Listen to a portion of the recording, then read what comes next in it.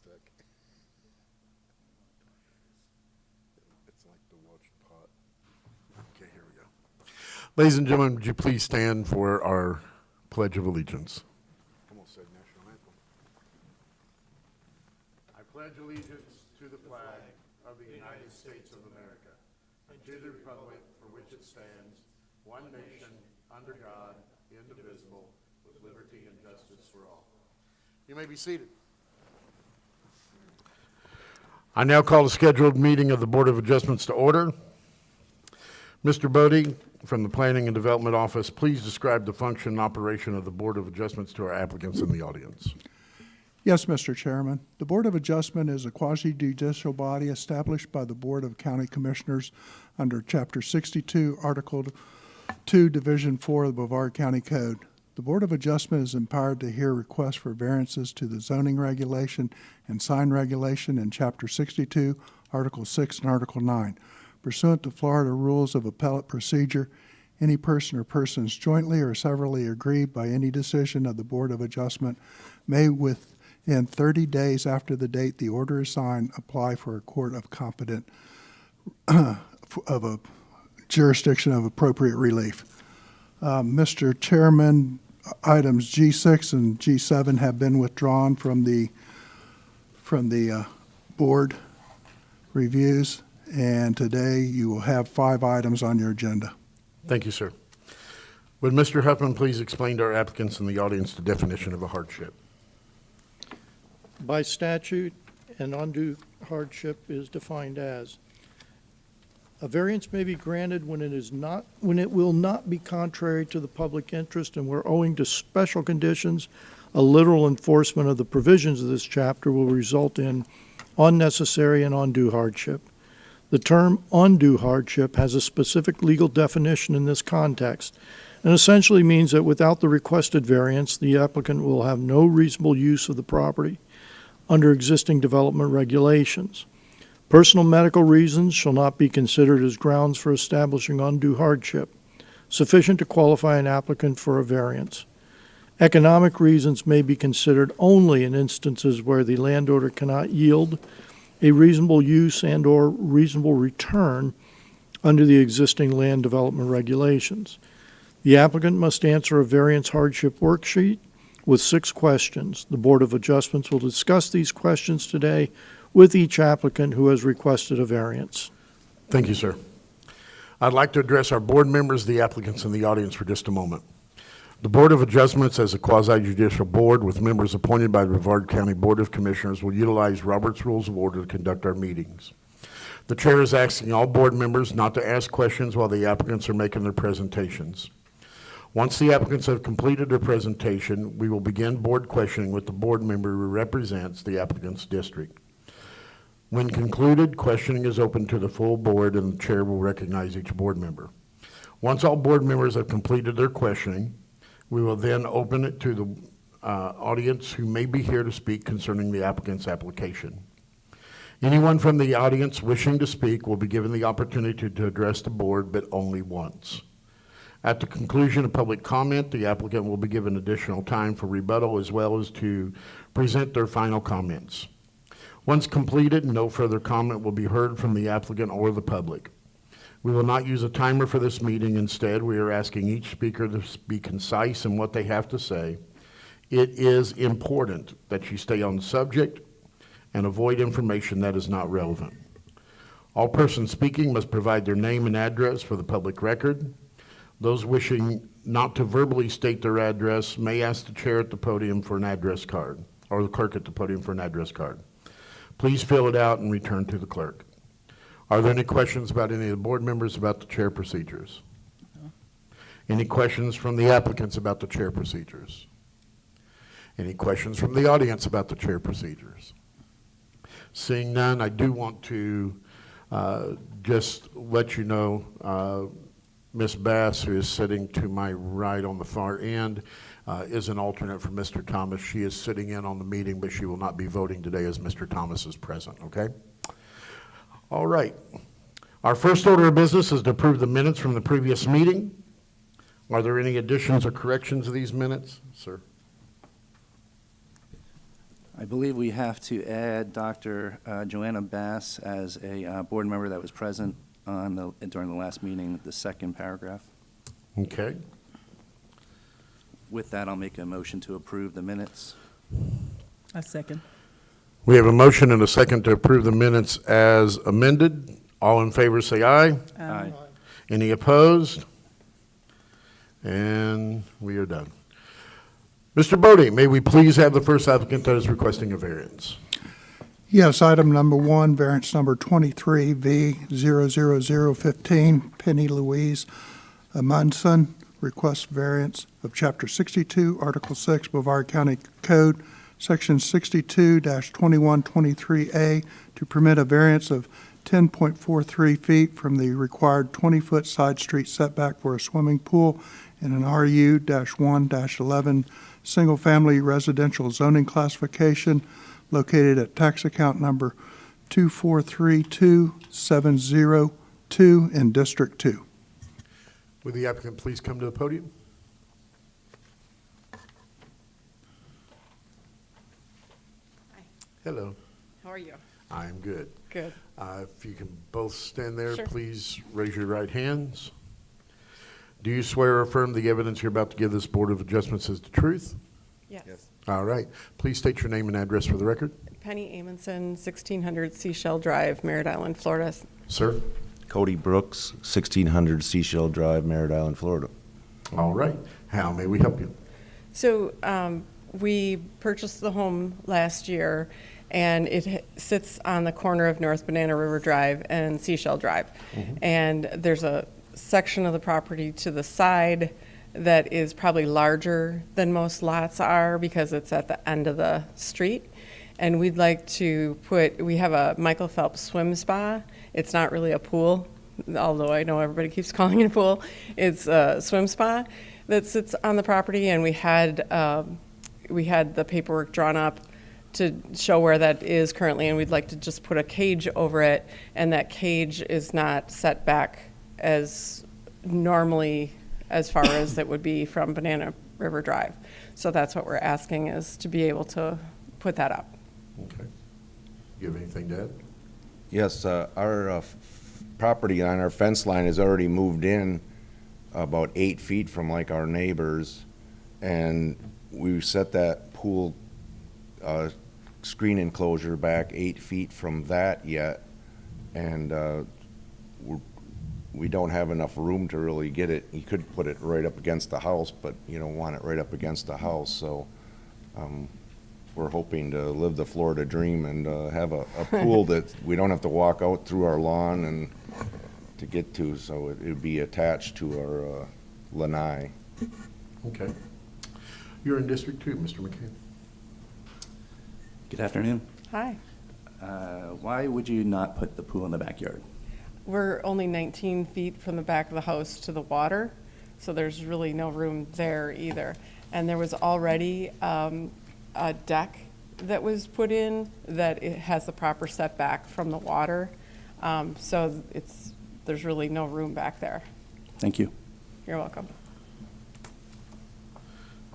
Mr. Thomas, any questions? No, sir. Mr. Huffman, any questions? Ms. Mallard? No questions. All right. I have no questions either. If you could stand to the side for me for just a moment, please. Sure. Is there anyone here that'd like to speak in favor or opposition to this variance request? Seeing none, if you come back to the microphone, please. Do you have any final comments? No, All right, you may be seated. Thank you. thanks. What is your pleasure? I'll make a motion to approve the variance request as depicted in the survey. Mr. McCann has made a motion to approve the variance request as depicted in survey. I'll second. We have a second by Mr. Huffman. Any comments before I go through the 6 points? All right, and here we go. Yeah, I'll make a Go quick ahead. comment if you don't mind. Please. I did visit the property yesterday, and I did get a look at the side yard. In my opinion, is sufficient space for a narrow lap pool is what you want to do. There's a 6-foot privacy fence between their house and Banana River Drive, and the whole pool would be enclosed within the 6-foot fence that goes around the perimeter of the house. And I should have asked them, and I didn't. Is the pool already there? They're just doing the enclosure over it? No, neither one's there right yet. Okay. Anything else? All right. Special conditions and circumstances exist which are not applicable to other land, structures, or buildings in the applicable zoning classification. The only special conditions and circumstances that I can see is that it's a corner lot. Due to the fact that it's a corner lot, it requires an additional setback because of that, okay? That the special conditions and circumstances do not result from the actions of the applicant, and of course, it does not. Granting the variance requested will not confer on the applicants any special privilege that is denied by the provisions of this chapter to other lands, buildings, or structures in the identical zoning classification.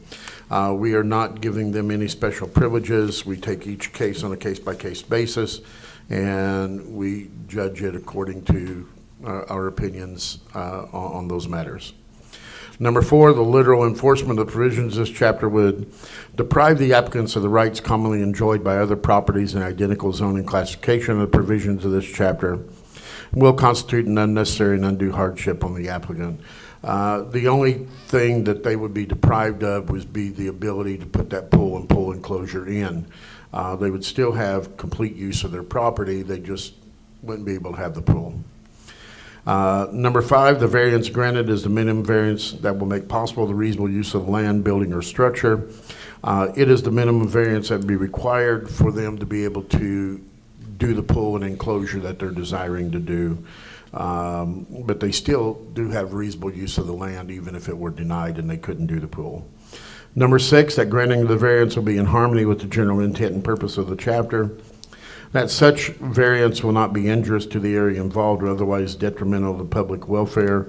And Mr. McCann, I've not done this before, but I want to do this time. In your opinion, since it's your district, do you feel like it would be injurious to the area if they were able to put that pool in and the enclosure? No. Okay. Thank you, sir. All right. Is there any other discussion before we vote? Seeing none, we have a motion and a second to approve the variance as depicted on survey. All in favor say aye. Aye. Any opposed say no. And your variance passes. Mr. Bodie, may we have the next applicant as requesting a variance? Yes, item number 2, variance number 23V00024.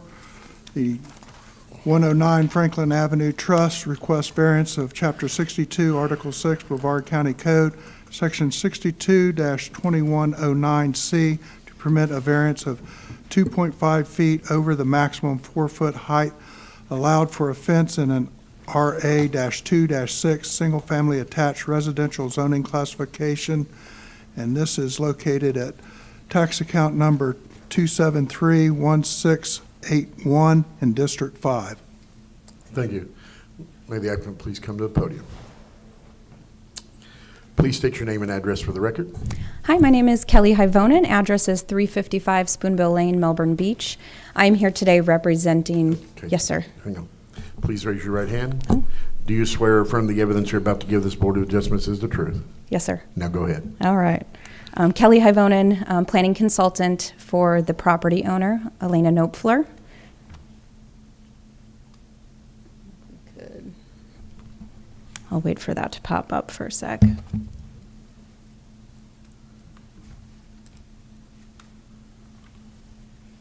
Figured some images would help us today. So unfortunately, the property owner is unable to attend these meetings. She is out of the country in Germany for a short period of time, and all of this has taken place while she's been out of the country. So I'm here today to represent her interest.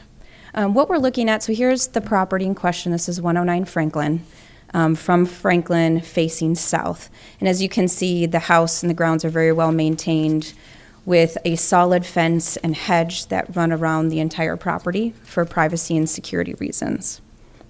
What we are seeking today is a variance of 2.5 feet to allow for a gate on the front property line that varies in height.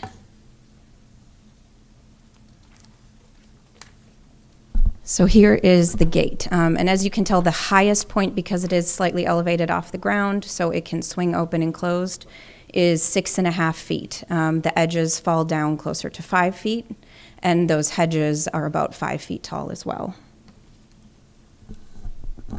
So this variance request, again, is for a 2.5-foot variance to the 4-foot allowance at the property line. For my justification, I'm mostly going to follow along with the summary that we had provided before, along with some images to show you some examples of what I'm talking about. The subject property has some special circumstances, so it's a double frontage lot.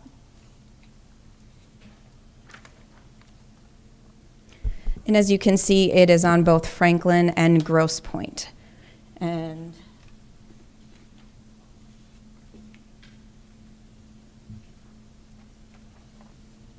some more examples there. You can see the property outlined in blue. And for a lot of the population of the neighborhood, they use those properties in the blue and the yellow and the red to cross down and get access to the beach from Grosse Pointe Avenue.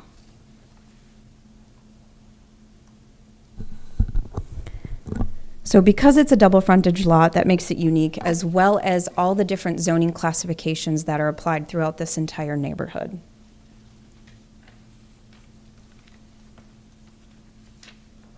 I wish I had a microphone attached to me so I could just stay right over there.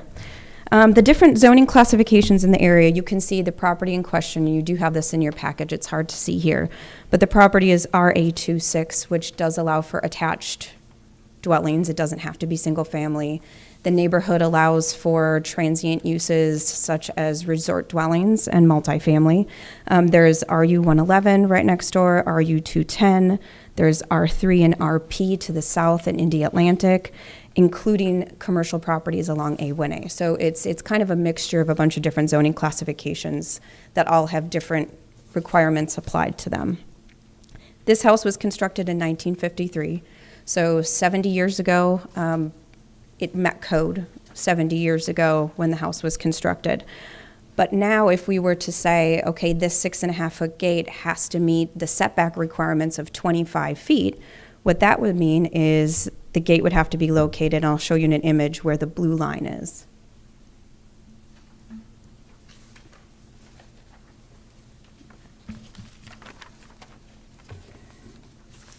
Actually, scratch that, the red line. So the blue line is the outline of the property line, and the red line behind the vehicle in the driveway, that's where we're requesting it. But if you were to actually place this fence on the property according to code, it would be in front of that white car because the building isn't even set back 25 feet. So this gate would have to be placed kind of right next to the garage. Within the last couple years, there has been a visible increase in the number of individuals facing homelessness in the area, which is happening a lot beachside lately, in addition to an increase in the short-term rentals. You can see the properties with the red outline on the top. Those are all Airbnb with a transient population that comes and goes. Within the past 6 months, those 5 properties have gone online. And there's a frequent turnover, and there's traffic, and there's people turning around in the driveway and walking around. The property to the east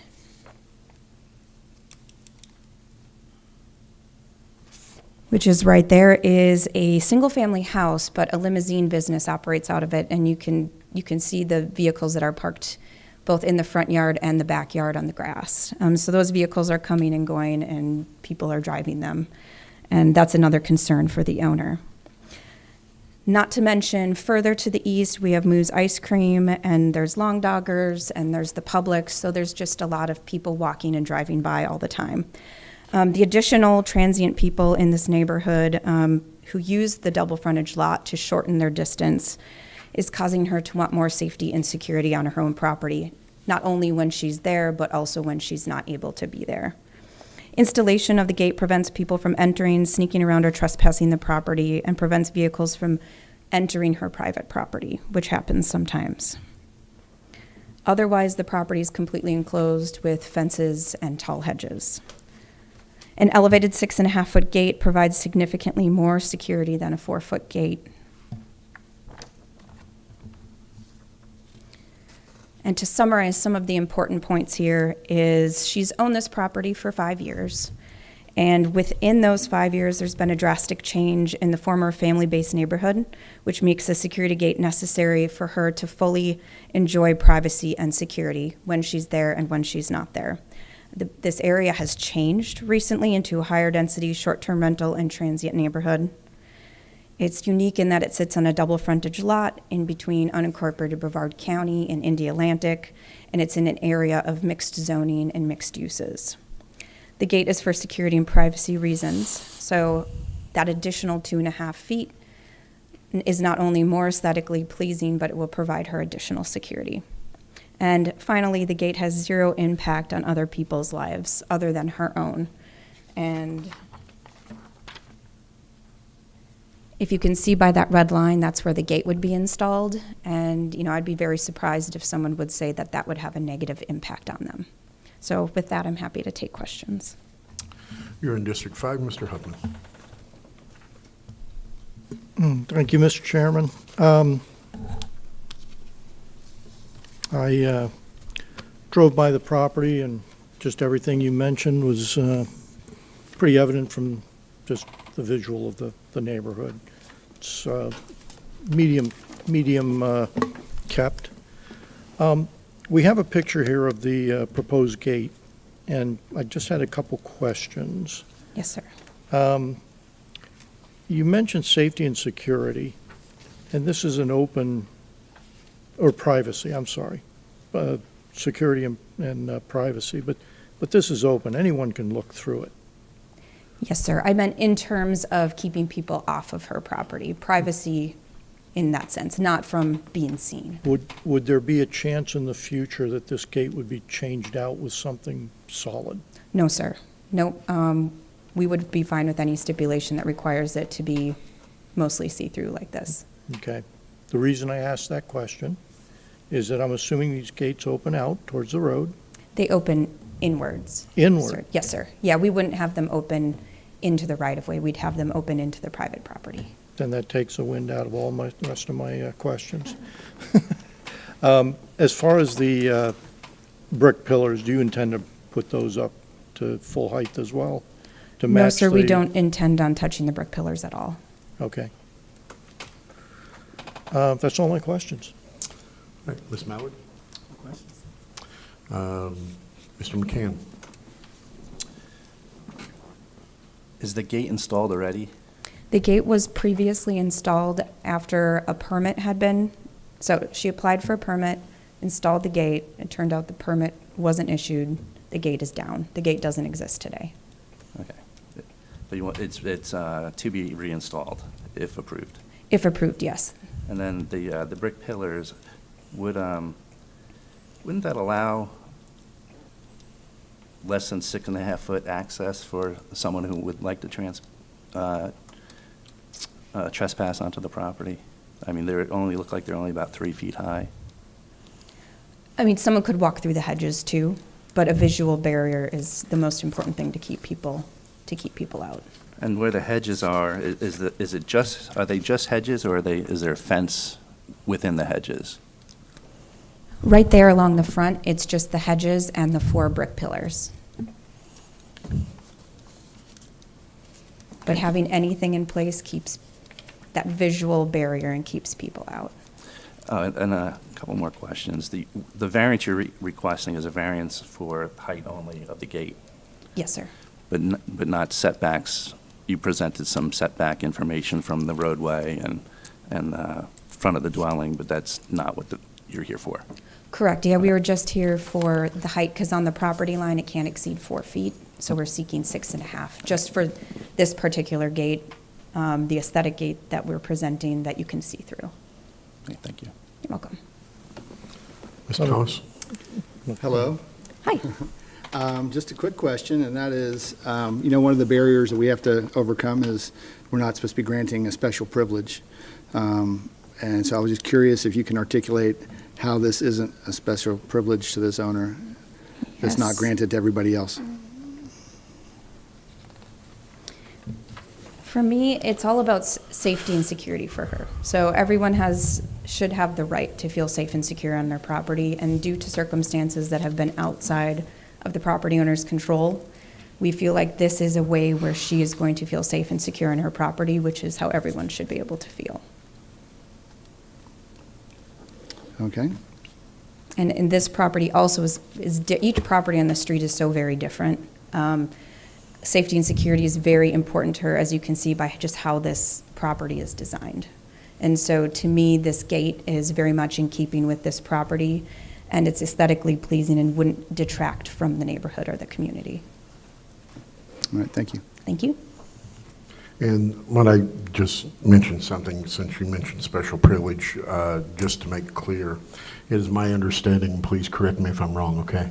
Is my understanding the special privilege clause deals with somebody of notoriety, a friend, a relative, close person to you, that because we know them or because they're in public office or whatever, we're given a special right to. Understood. And that's what that is dealing with. So just want to make that clear. Okay? All right. Mr. Huffman, you had another question, Yeah, sir? just last, actually, I'll save it for our discussions. It's not really a question. Okay, first I have a question for staff. Since she said the gate has been taken down and this variance is for, quote, an existing gate, is that an issue? No, there was an existing gate, and there's a picture that shows that there was a gate. Right. And I believe that the applicant took down that gate because it was never permitted. So whether it's an existing fence, there was a fence, so as long as the board understands, you know, if the board were to grant the variance, would be for a 6.5-foot gate. Okay, thank you, sir.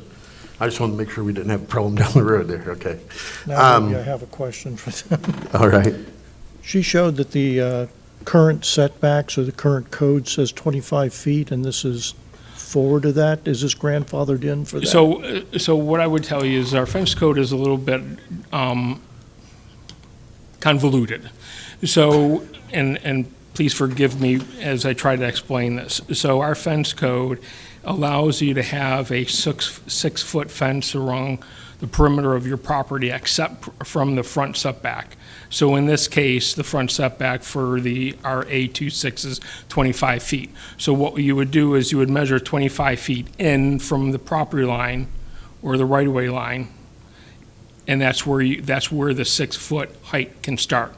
Anywhere in between that 25 feet toward the property line has to be 4 feet.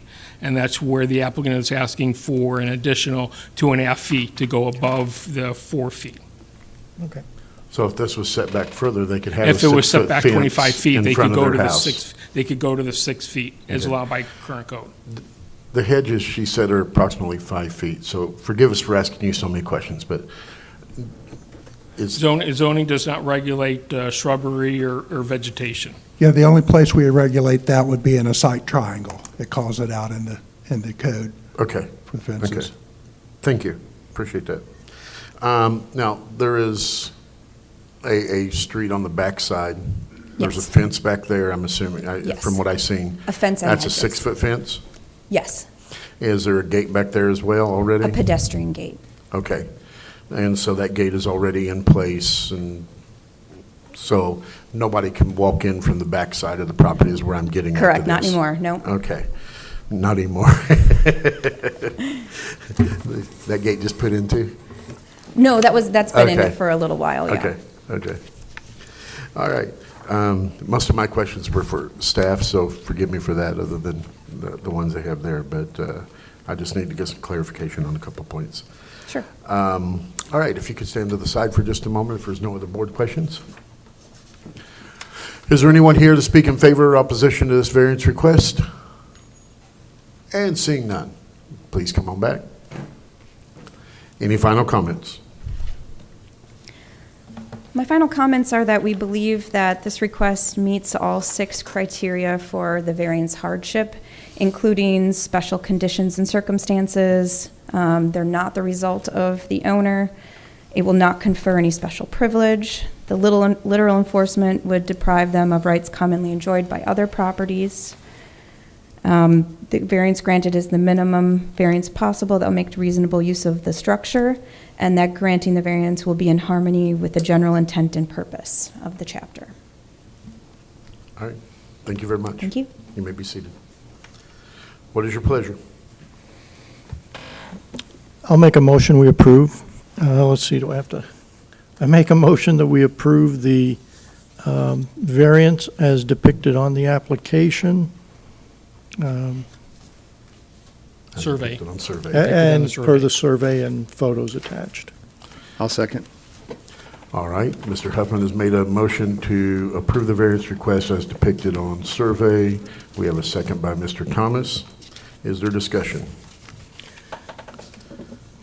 Yeah, in general, I'm not opposed to this, the variance. I did drive that neighborhood a week or two ago, and hers is one of the better houses in that neighborhood. And again, I'm not opposed to this, I'm just making the comment that this decorative gate almost makes this an attractive hit rather than deferring people away from it. However, as the poet said, good fences make good neighbors, and if this is what makes her feel good about her neighborhood, I'm not opposed to it. Whereas that is opening inside, question for you. Whereas that's opening inside rather than out. Out would have been a concern. Whereas it's opening inside, it's in line with the hedges.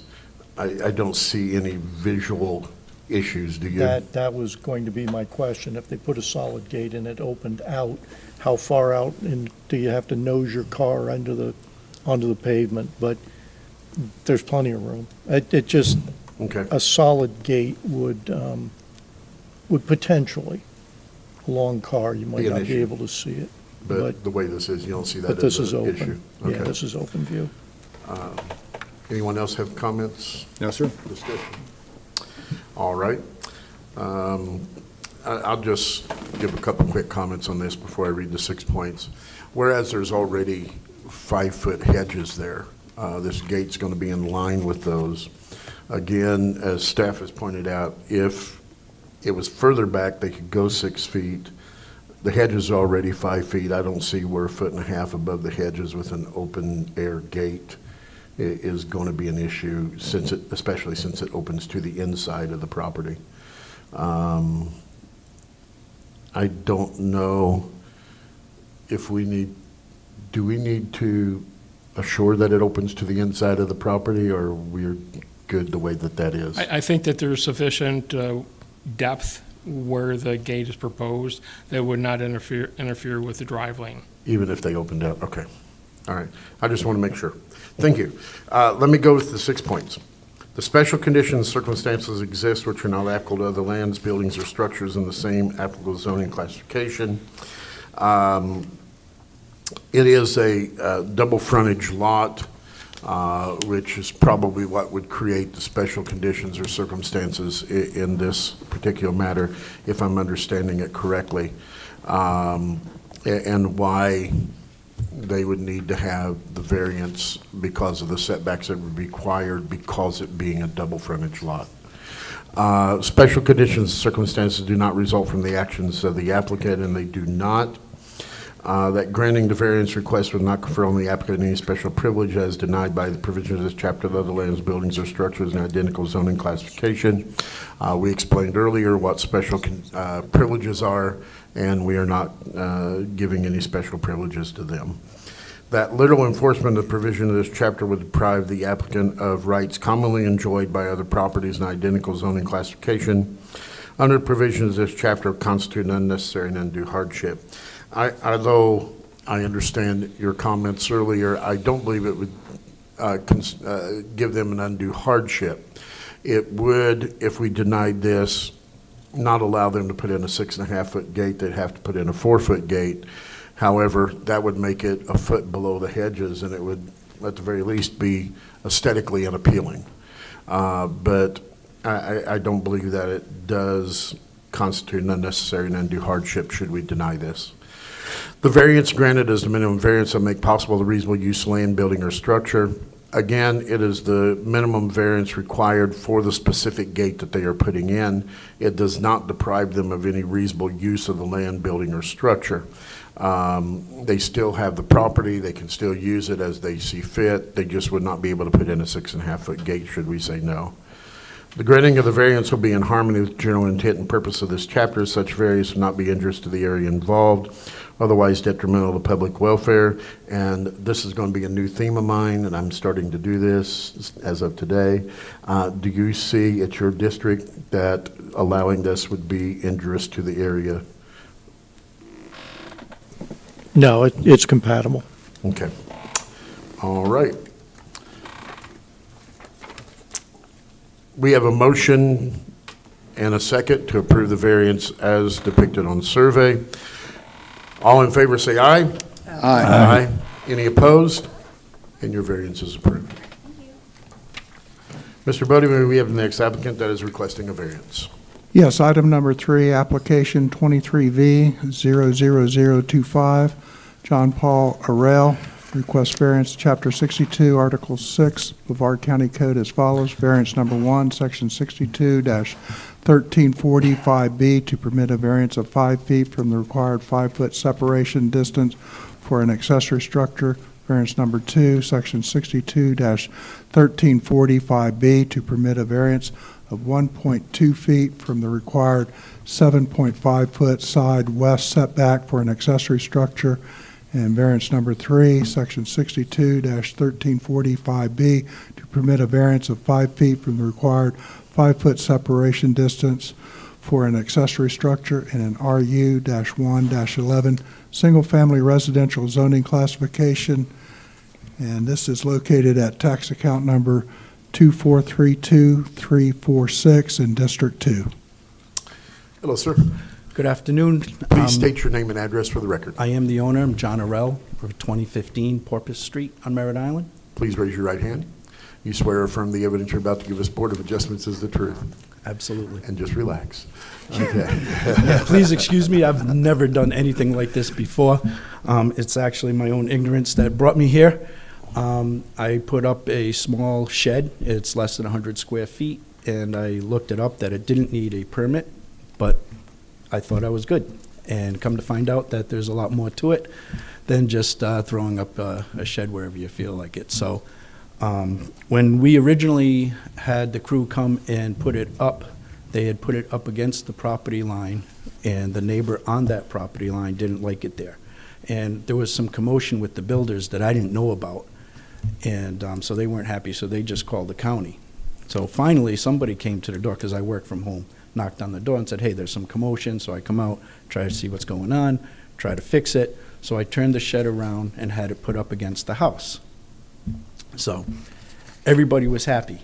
Then the county came by, and they took pictures of it, and I thought everything was good. A couple days later, they called and said, okay, yeah, you are 7 feet back from the property line, but you're also within 5 feet of your house.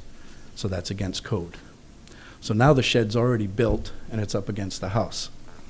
So we got code enforcement, we got paperwork saying that we were against code. So I started calling the county, what do I do now? So luckily I met with Paul Bodie a couple of times, and thanks to his assistance, he gave me instruction on where to go from here. So seeking a variance for that 5 feet, and then we updated the plot plan, and come to find out there's an existing shed there that's been there for as far back as we can find out. We went back through all the Google photos over the years, and the shed's been there. But lo and behold, that one's against code as well. So we're seeking the variance for both of those sheds. One shed is for garden equipment, the lawnmower, the weed whacker, and all that stuff. The new shed, because it's nice and clean, is for all the holiday decorations that she's accumulated over the years. Being in Florida, there's no basement, and up in the attic I've been up there, there's cross braces and that 45, so I can't even put plywood down up there to put the stuff up there. So it's strictly for storage. So that's, and again, like I said, it's there, and now I'm here before you, and I'm at your mercy to allow this shed to stay there, if it would be. All right. Mr. McCann, District 2. Good afternoon. Good afternoon.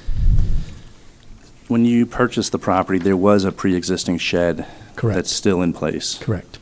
That is obviously not the shed you constructed, but that Correct. one is abutted to the house. Correct.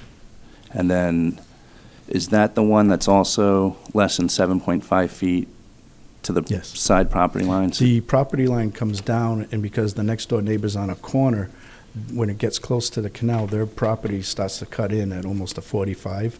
So right at that corner where their wall starts to come in, it impedes that 7.5 feet. Right. And that's for the existing shed, not the newly Correct. constructed one. The newly constructed shed meets that code of the 7 feet, but it's up against the house. So the one code of the 5 feet is what it's breaking. So for the three requests that you have, there's two requests for the pre-existing shed. One that it's abutting against the house and you don't have the 5-foot setback from the house. Correct. And it also is within the 7.5 setback to the property line. Correct. And then the second shed, the newly constructed shed, that is abutted against the house also, Correct. similarly to the original shed. Right. And That's kind of where I got the idea that it was okay. There's a shed sitting there that been there for years. Nobody's had a problem with it. I just put a smaller shed next to it, thought everything was okay. And I actually went around, because you guys sent out notices, so this has actually kind of turned into a positive. I've now met some of the neighbors. I've only been there for a little over a year. And I don't know if it's admissible, but I've got letters from them that they signed saying that they're okay with it. So the neighbor across the street, the neighbor on one side, and I had a neighbor on the other side of the canal that I've never met before that came over and wrote his own letter saying that they had no problem with it. So that's where we stand now. Did they send those in? No, I just got them last night. Okay. Mr. If you Chair, want, I'll- if he wants to submit those for the record, we certainly can take those in if you have a. I wasn't sure if they were admissible or not, That's so fine. that's You why I can give did. them to us, but you can't get them back. We got to keep them for the record. Yeah. That's So, fine, we so can the have other thing that I wanted to explain, and this is a time for me to educate everyone, is that Mr. Arell is correct that a shed 100 square feet or less does not require a building permit. However, it needs to meet the zoning requirements of the setbacks and the distance between the principal and the accessory structure. So, Okay. Do I just give them to you? Yes, sir. And then you have to give me a moment because I have to let everybody look at them here. Take your time. Are any of these folks here? I don't think so.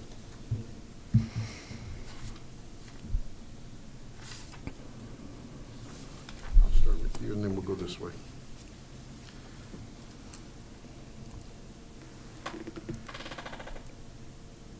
We have two options. I can either read them or we can let each of you take a look at them. What would you prefer?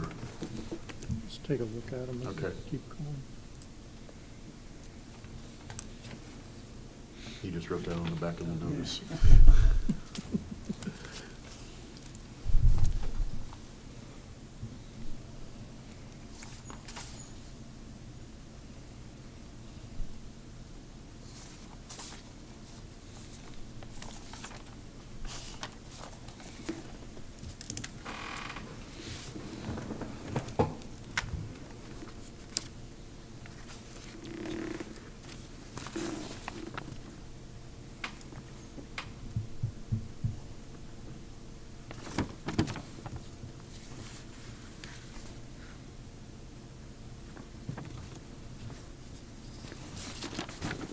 Thank you.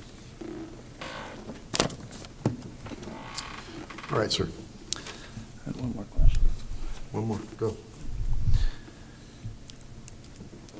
So my last question is that although you did not need a permit to build this shed, you still were required to build it within code. However, you were unaware that the code required it to have a distance of 5 feet from the house and the actual shed, and mostly because the other shed on your property is abut against the house. Correct. Okay. Ignorance is no excuse, but that's what happened. Okay, thank you. Question, you said you looked up the code to find out if it was under 100 square feet, you didn't have to have a Because permit. I'm from Massachusetts I've Did- been here 10 years now, but I had a shed done in in Attleboro, Massachusetts. The code was if it was under 120 square feet, you didn't need a permit. So I had a shed built 120 square feet. So So- I looked up the same thing when I was down here. Well, my question is, when you looked that up, did it not state in that code? I what did the not setbacks see were? that there, but, I'm sure when I looked at that and said you don't need a permit, I'm You sure I stopped said, reading? I'm done. Okay. I'm sorry, I have a follow-up question. Yes. You said you're from Massachusetts. Don't hold that against me. Does that make you a Red Sox fan? You're a Yankee. That will be held against you. So much for your. Duly special noted. privilege.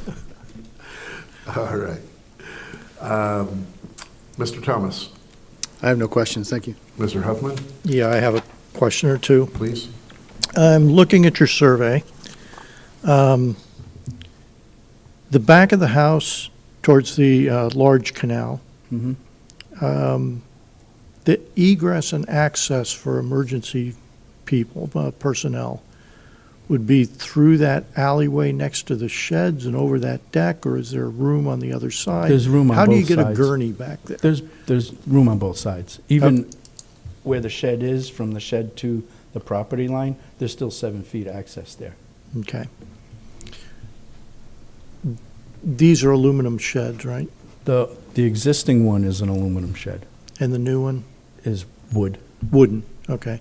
What's the construction? It says concrete block, I guess. I It's- could read on the survey, but So there's concrete blocks put there, and then they put the 4x4s on across no, those I'm talking blocks. about the house Oh, the house is block, is block. yes. Okay. Another reason for setback from the house, one of the many reasons, is fire separation. Mhm. So what are you using the sheds to? It's just stored, there's plastic Rubbermaid totes in there with Christmas balls and Santas and Lawnmowers, gasoline? the old shed has a lawnmower in it and a weed whacker. They're electric. They're- Okay. And the last question is, and this is just, there's a 5-foot public utility easement all the way around your property, and your deck on the west side covers over that public utility easement. I'm sorry, I'm not familiar it's- with what that is. It's reserved for them to put in utilities. All your utilities come off of Porpoise Street? Correct. There's Okay, no so utilities water, behind me. electric, Yes, everything's out front. so that's kind of irrelevant. There shouldn't be any utilities under there.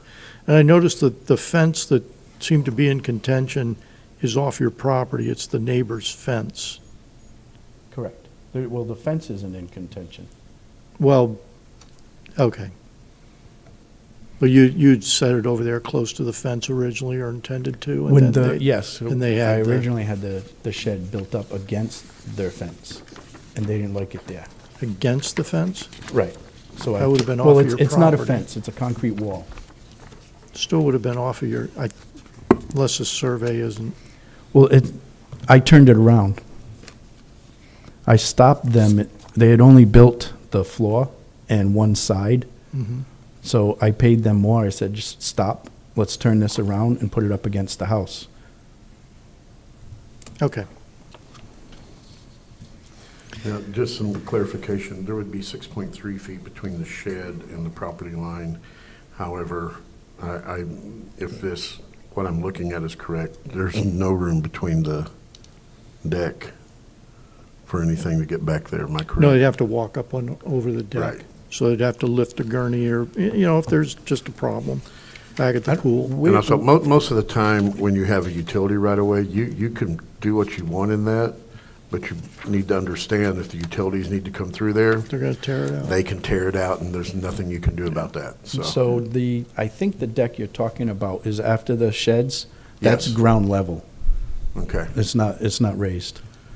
And But that- but you have free access pretty much around the Mr. east Chair? side Absolutely. next to the If small I just canal. may interject for a second. Please. So regarding the public utility easement, it's up to the, whoever has the easement, whether they enforce whether whether Right. structures it gets built on that. That's not so anything, we don't regulate anything that below 4 feet.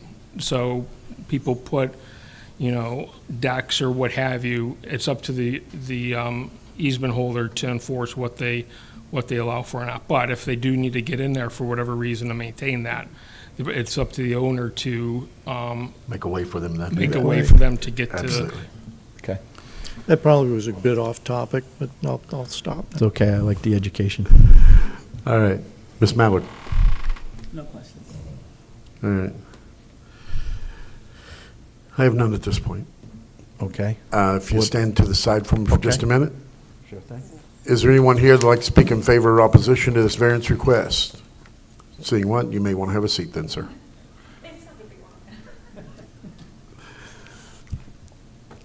Please state your name and address for the record. I'm Denise Drew. I'm here for my dad, who lives next door, Okay. Mr. Hughes. And your address, please. It's 1525 West Central Avenue, Merritt Island, Florida. It's right around the block. Please raise your right hand. Do you swear or affirm the evidence you're about to give us Board of Adjustments is the truth? Yes. Are you in favor or opposition? I'm in favor. Okay. I'm here to speak for my dad because he lives next door. Mr. Hughes lives on the right-hand side, but he had Okay. a doctor's appointment today that he couldn't make it. All right. From what he had said about, like, the original problem was when he first built the new structure, it was sideways, it was up against the fence, and, we had the discussion and stuff like that, and later on that day, they turned it, so there was no problems. I can attest to the other structure that was there previously, that has been there for a long time. The Grangers, who live next door to my parents, they had that house, I think, since the inception. I think they were the first owners, but that structure has been there for many years.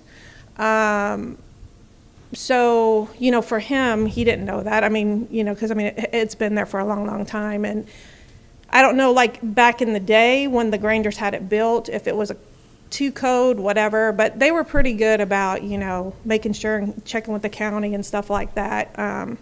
It's like as far as they did anything. My dad's wall sits actually a foot off the property line that goes down, and I think it's a little bit less in the back where it makes that curve where it's a little bit less off the property line, but he set that fence off of it, to where the Grangers, couldn't attach to it and stuff like that because it's like a concrete fence. My dad did say something about that utility thing, where they couldn't like put stuff or do something because I think it like affected the dock when they were originally wanting to do something, but my dad had to make adjustments so Right. it didn't interfere with that. So, you talking about that just kind of raised it. But the one structure that was there has been there way before, many, many years. And my dad, he's okay with how it is now. That when he turned the first structure that he built, where it sits and stuff, he's got no problems with that. It was just the original way he set it. The roof and all the rain would have like run off into the side of my dad's house, like over the fence into the walkway. And he adjusted it, and so my dad has got no problems with that. And the other structure was there way before, the issue with, that came up amongst all of this. And it's been there, and my parents have had no problems with that. All right. Thank Okay. you. Anyone else that'd like to speak in favor or opposition to this variance request? Seeing none, sir, come on back. Final comments, if any? Thank you. All right, you may Thank have a seat. Paul. What is your pleasure? But before we do, forgive me. Since we have one variance request dealing with the new structure and the other two are dealing with the old structure, do we need to? I don't think so. Okay. All right, go ahead, sir. Despite your poor selection of baseball teams, I will make a motion to approve all 3 variance requests as depicted in the survey. We have a motion. Do we have a second? I second.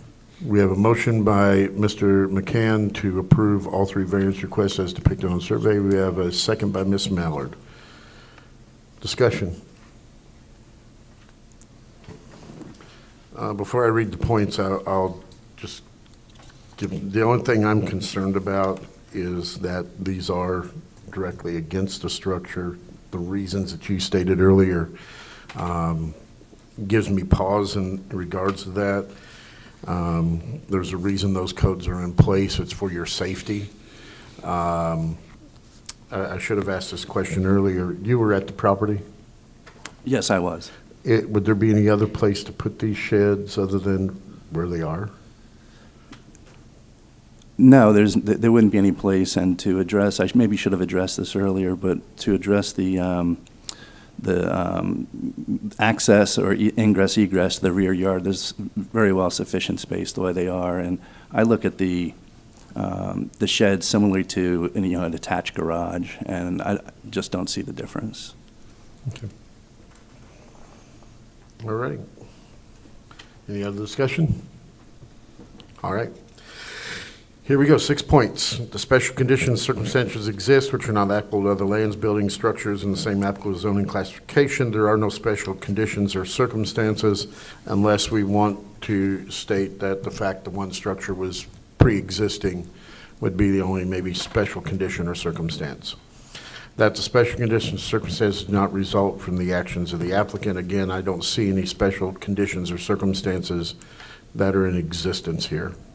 That granting the variance request would not confer on the applicant any special privilege as denied by the provisions of this chapter of other lands, buildings, or structures in the identical zoning classification. Again, as we have explained what special privilege means, we would not be conferring any special privilege should we grant his request. As a matter of fact, due to the fact he chose the wrong baseball team, we would be making an exception. So, okay, that was a joke for the record. Okay. That literally, I'm going to get myself fired before I get in trouble here. That literal enforcement of the provision of this chapter would deprive the applicant of rights commonly enjoyed by other properties in the identical zoning classification of the provision of this chapter, constitute unnecessary and undue hardship on the applicant. If we said no, it would not deprive him of any rights to enjoy his property. He just wouldn't be able to have the sheds there. As far as any unnecessary and undue hardship, by definition of the undue hardship, it would not provide an undue hardship. The variance request is the minimum variance that make possible the reasonable use of land, building, or structure. Again, it is the reasonable, it is the minimum variance that is required to validate these these structures that exist, but it would not, but it is not something that would deprive him of the reasonable use of his land. It would deprive him of the use of that specific two structures or two buildings, because if he doesn't get the request, then they can't be there. That the granting of the variance will be in harmony with the general intent and purpose of this chapter, and such variance will not be injurious to the area involved. Again, you think? I don't believe so. Okay. All right, we have a motion and a second to approve the three variance requests as depicted on the survey. All in favor, say aye. Aye. All opposed, and I am going to be a no for the reasons that I stated earlier, but your variance request passes. Mr. Bodie, may we have the next applicant requesting a variance?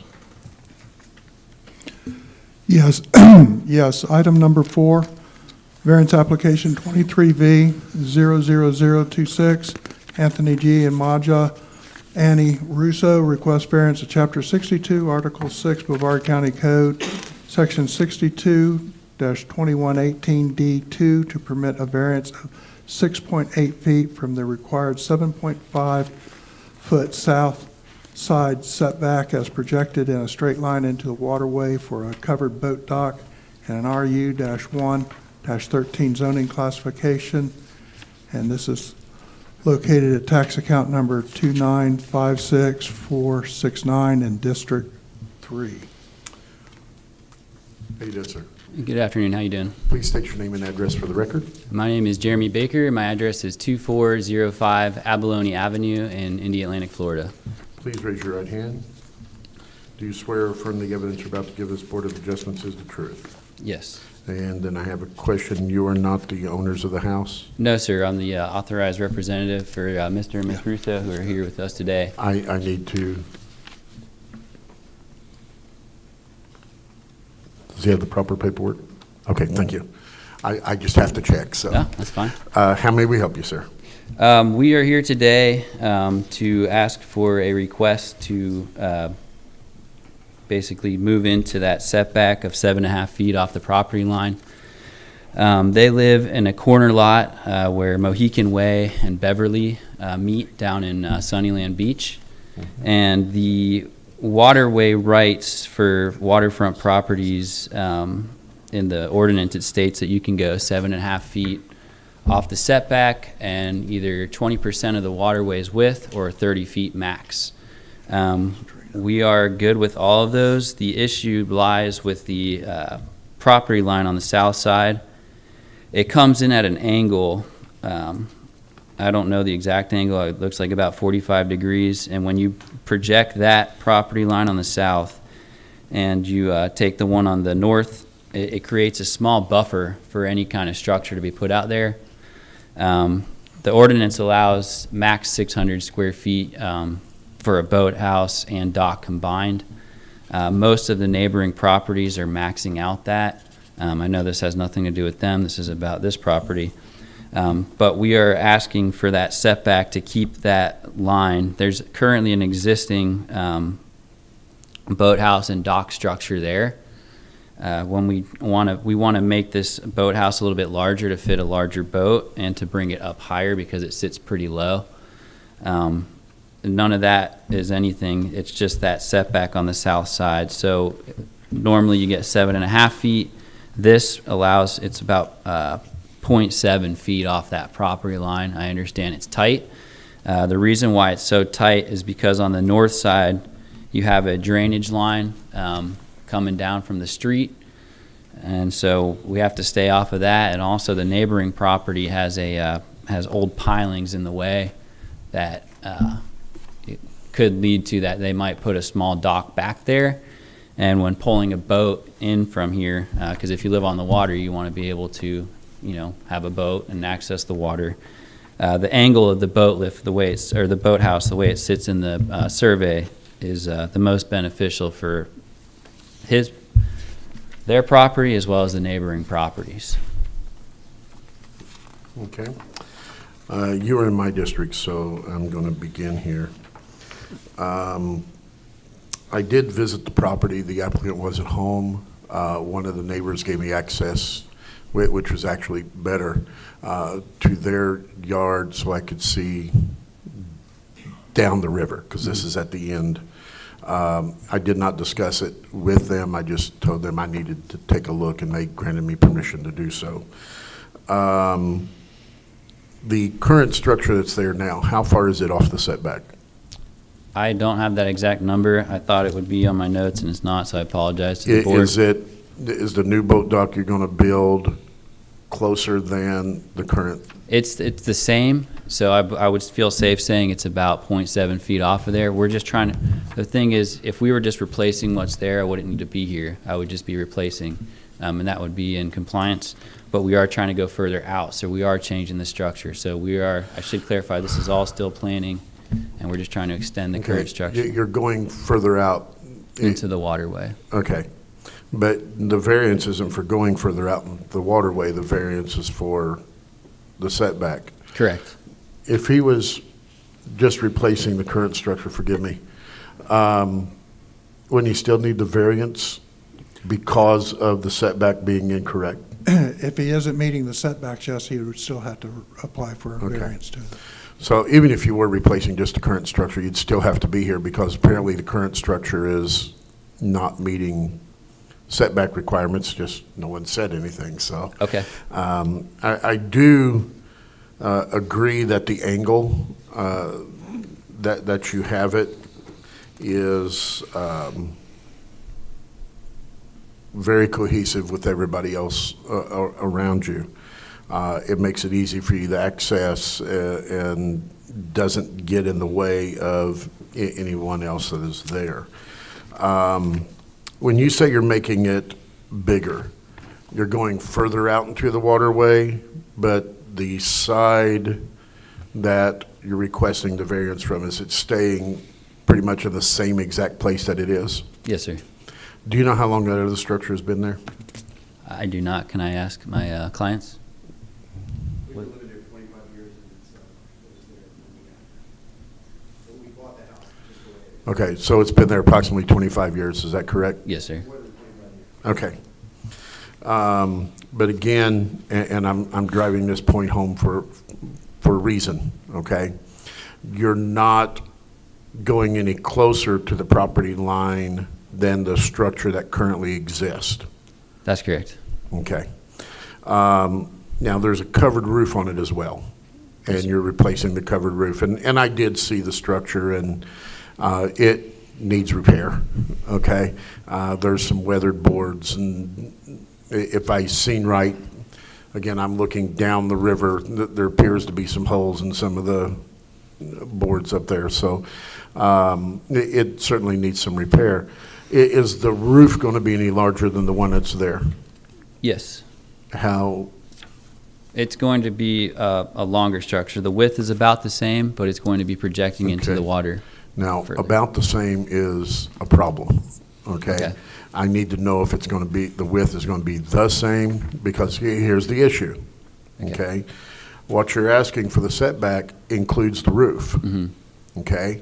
So if your roof extends beyond where the current roof is, okay, now I'm not talking about length, I'm talking about okay. width.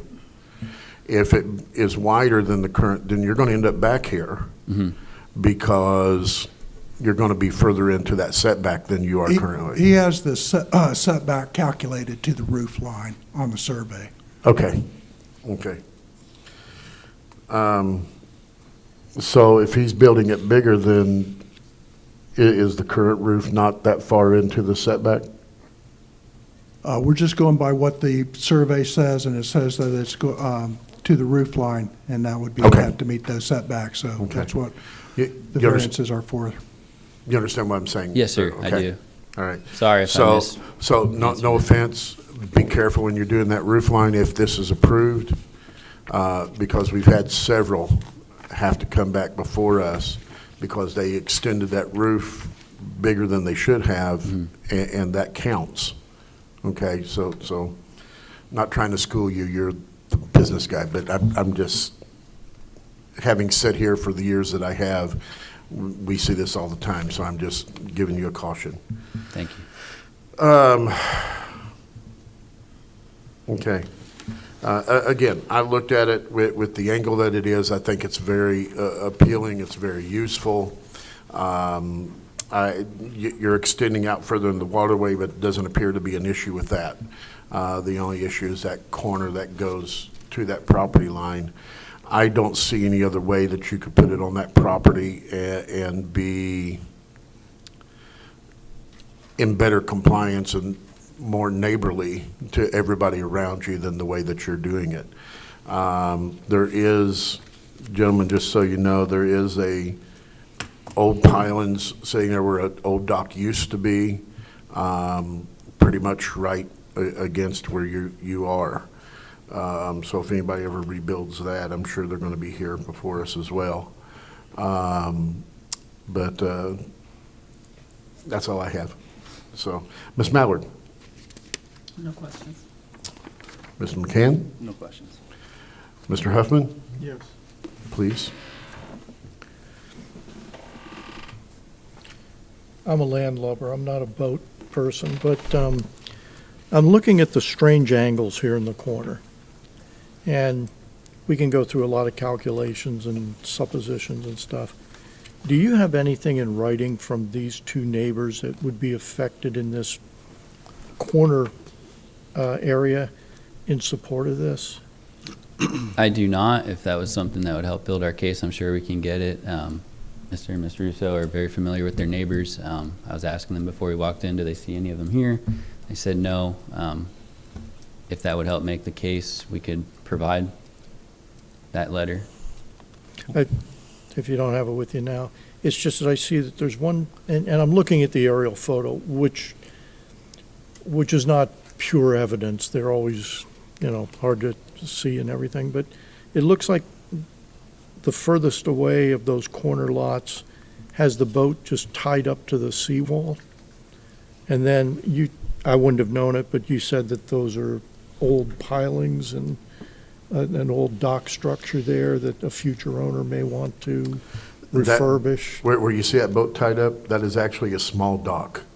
It is. It is a very small dock, and that's where he has his boat tied up to. But his boat is tight. There's a notch coming off of the seawall. Yes, That's sir. what you're calling the dock. And- Yes, sir. And so he's made use of what he has available to him. Yes, sir. Okay. That's actually the property that I accessed. That's how I know for sure. Got it. That's all the questions I have. Mr. Thomas? Thank you. If you looked at the, to the southwest, I guess, of where the dock is that you're looking to improve, there is a small, thin dock. Is that a dock, or is that the pilings that you were referring to? Those are pylons. There's, I'm trying to remember, I think there may be somewhat of a walkway there that's left, but that would be about it. You're going to have to wait, and then I'll bring you up in just a minute. Yeah, I know. I'll bring you up in just a minute. We're just trying to make him earn his money. There was almost a walkway, but it's not walkable. It's in disrepair. So my only question is pertaining to that, the neighbor's pylons or a walkway, just because, and it's, once again, it's only looking at the aerial here, but it looks like the angle's kind of, if you go out further, it looks like they're going to potentially, that gap is going to be narrowed between the two. And what do you, in your professional judgment, would it impede the use of the neighbor's use of that? No, it would not, although it might appear that way when you stand on that property line and shoot it out, because this was a concern of mine at first, because I said, if we go to do this, if we try, we've tweaked this design numerous times, and so this current design allows access for him better than some of our old ones. In fact, if we were to take his angle, sorry, I already said what I needed to say. There was really nothing else there. So. Okay, thank you. And I just for the discussion, I just ran a line straight out, and they run side by side. They never intersect. It does appear that they would intersect, but they don't seem to with the lines that I just drew. I knew that they wouldn't intersect, but they do look like they narrow, and that's why I was just concerned. They would narrow some. As long as it's not going to impede the neighbor's use of their property, then I have no issue. Is there any other questions? If you can stand to the side for just a moment, please. Anyone else want to speak in favor or opposition to this variance request? Did you want to say anything, or we're good? No, I was going to explain it, that walkway is parallel. Yeah. Nothing? Please? Any final comments, sir? No, just thank you to the board and your staff. Thank you very much. You may have a seat.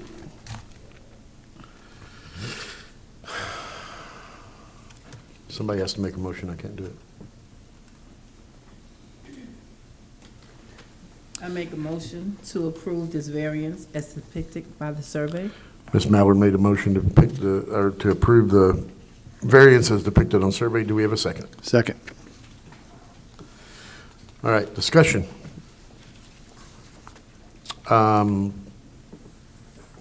Most of you know me by now. I do not like making variances on waterways. I just really deplore it.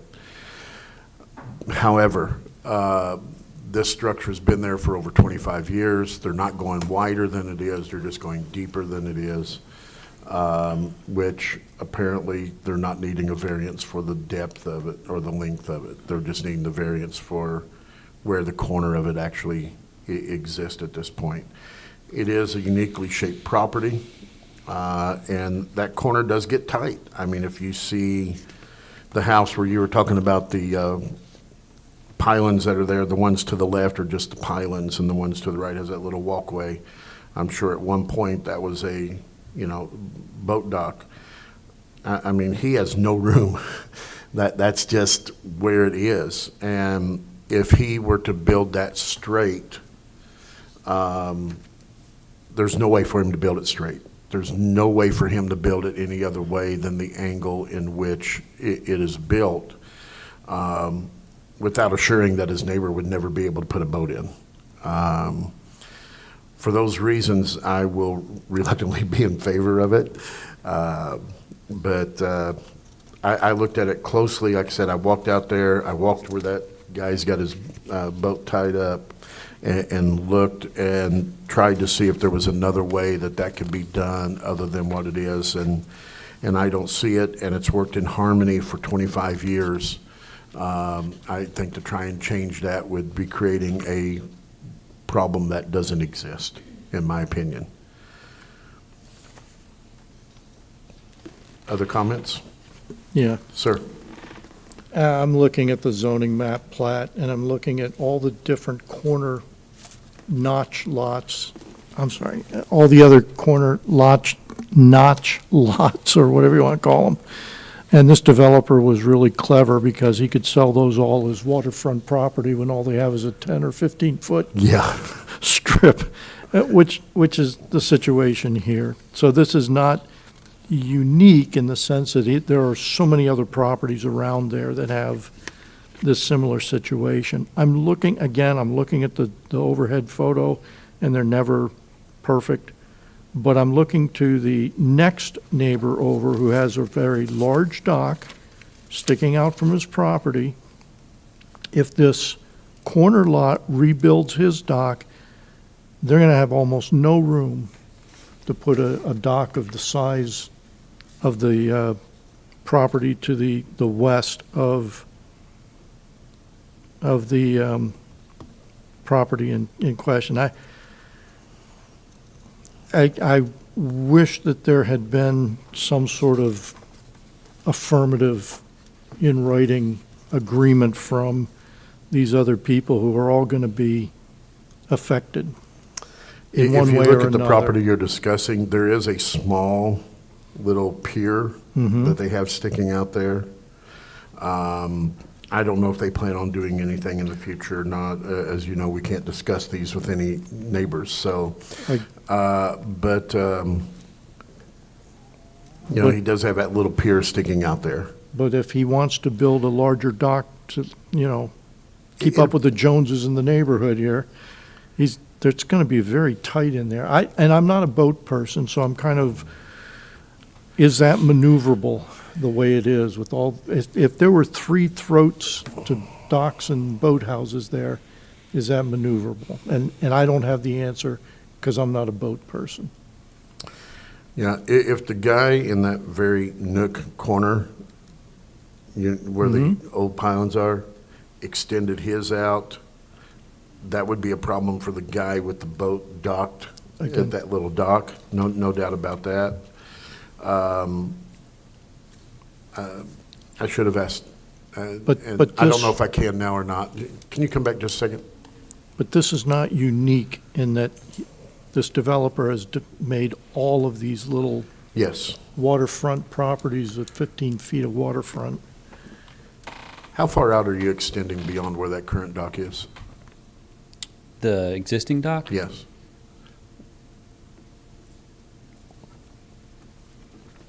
I couldn't give you an honest answer because I don't have that measurement in front of me. Is that something I can Are go? we looking 3 feet, 5 feet? 5 feet would be fair. Okay. 5 and under. Okay. That's all I need. Okay. Thank you. That variant, that property to the south that has the abutting them to the south, Yes. that property does have variances to their docks. Okay. I have a variance of 7.5 feet from the required side setback on both sides of theirs because it's so narrow, but that was approved. Okay. That's the one with the one that I dockets in think you went disrepair? out on? Yes. Okay. The one right to the south, it has the finger dot. Yeah, there's no way for him to build a dock without having variances. Yes, he has approved variance that was done back in Thank you very much. 2001. Would that variance follow through to a rebuilt dock at that area? Yes, Or it would they calls have to for it meet to a be new- to the setbacks. So he it has a applies to zero. the property, not Yes. necessarily the structure? Yes. Okay. But the one you're talking about, I don't know, I think he would have plenty, and the reason I asked that question, I think he would have plenty of room without having an issue with getting his boat in or out of there because his property is so much wider. He's got room to adjust onto there. I don't see that that would be an issue. But he also has a setback requirement to the. Yes, sir. Coming from the west into his property. Right, but showing where his particular dock is now, if he built, I mean, I don't think he'd be able to build one as long as the guy next to him. Right. But he could build a decent-sized dock. I'm not a boat person, I'm a land lover, so. Anyway. All right. No, Other- that's fine. Other discussion? No. All right. 6 points. Special conditions, circumstances exist which are not applicable to other lands, buildings, or structures in the same zoning classification. Probably the special conditions and circumstances that exist are the narrowness of the properties at that end of the canal. Would that be fair? In to say, I believe. That the special conditions and circumstances not result of the actions of the applicant, and they do not.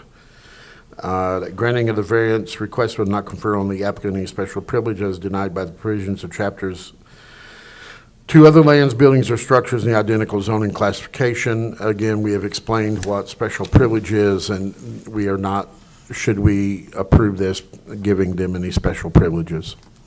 The literal enforcement of the provision of this chapter would deprive the applicant of rights commonly enjoyed by other properties in identical zoning classification. Under the provision of this chapter will constitute an unnecessary and undue hardship on the applicant.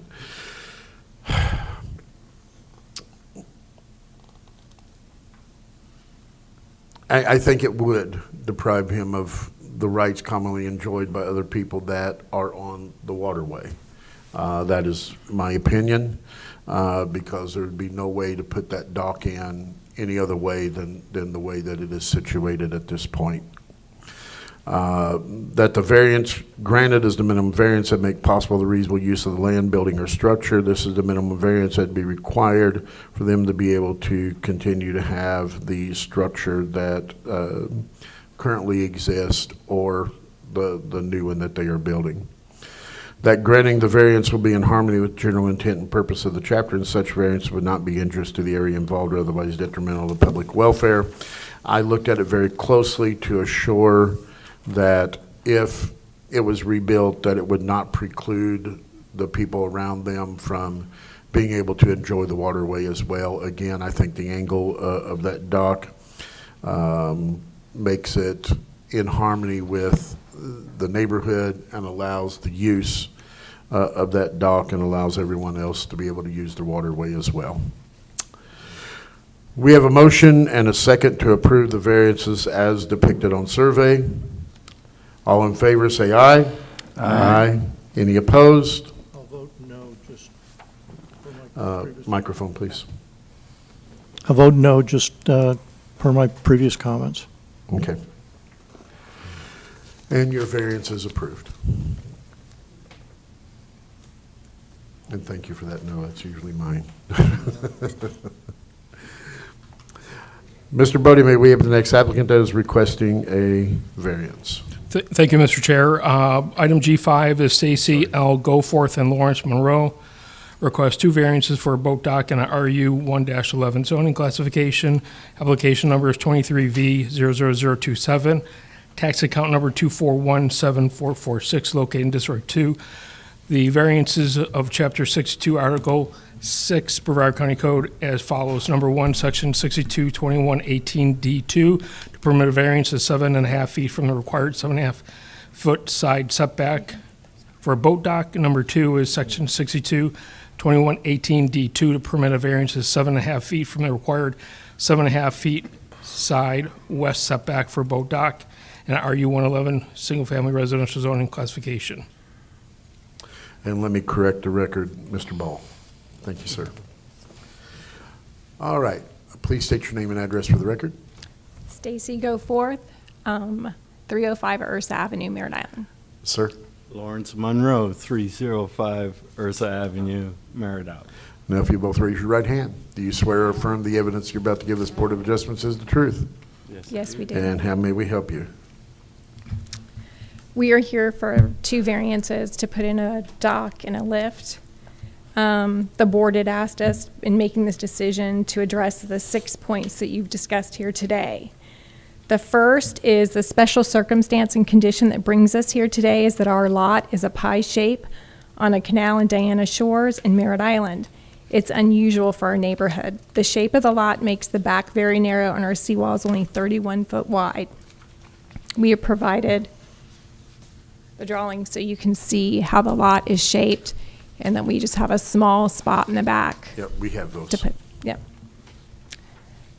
The unusual shape, number 2, the unusual shape of the lot is because it is on the corner and not a result of anything that we have done. The third thing we were asked to address is granting of this variance will not confer to us any special privilege that is denied by the provision to other properties in the identical zoning classification. We have about a dozen pictures of lots in our neighborhood that are the same as ours. They either have 0 on the side setbacks or they extended beyond the lines of the property. I apologize, this morning, we didn't know we couldn't provide each. We So had basically a just put 'em cup on of here. coffee. I'm sorry, speak into the microphone if you're going to talk. Here. Spent all morning collating 6 packets to. You can give those to us. Oh, really? You just don't get them back. No, Okay, here's the pictures of the other. I have the rest. Okay. Did you have some for everyone or just the one packet? No, there's I ones have for everyone. actually 4. It was 5, but to be fair for the other members, so they can see what the 4 that I have are available, I'll keep one to. We're friendly, we can share. Oh, okay.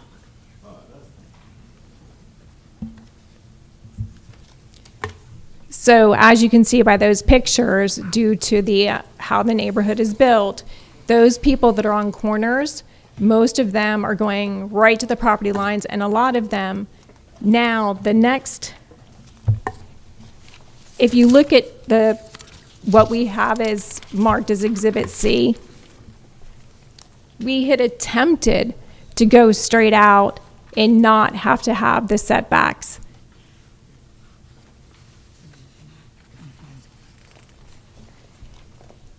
But when we went to the county, we met with Mr. Bodie, and Mr. Bodie had told us, if you see on C, he's the one who drew those red lines on that paperwork. Hold on, go slow. Here, I have put this it up. right here. Yeah, put that on the screen for me, would you please?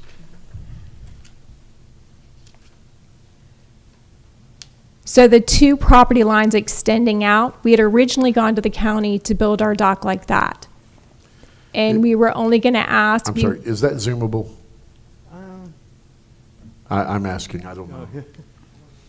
Okay, nobody knows. All right, that's okay, go ahead.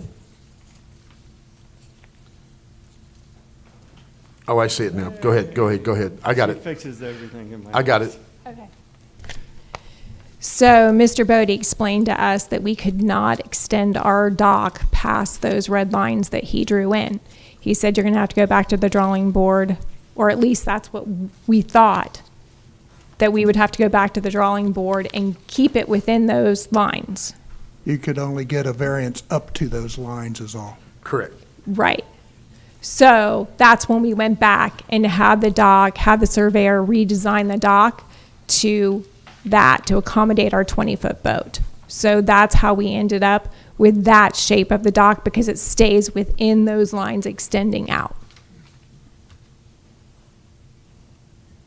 All right. So number 4, the literal enforcement of this provision would deprive us the same rights commonly enjoyed by other properties in the neighborhood. We have owned our 20-foot Seacraft, 1970 Seacraft since 2004 and use it weekly to enjoy the recreational privileges of living on the water. It would cause an undue hardship to us to own property in a canal community where we could not put in a minimal dock to lift, access, and properly maintain our small boat.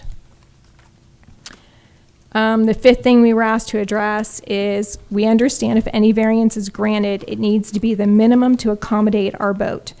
We had originally approached, tried to do it a different way. We're told that we could not go straight out.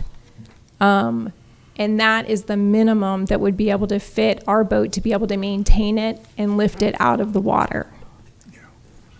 One of the things the board ought to note is that this variance application is only for setbacks for the dock. It doesn't include any setbacks for a boat moored at the dock. Correct, sir.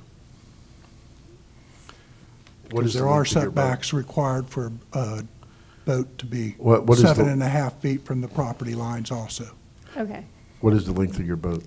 20 feet. Okay.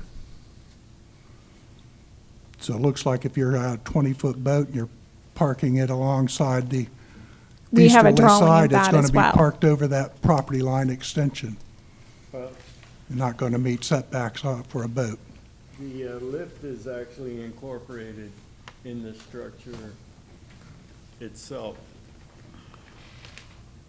The lift, Yeah. boat entrance is, Yeah, we don't have anything that shows that on this survey, and it doesn't show anything about where the boat is going to be located on a lift.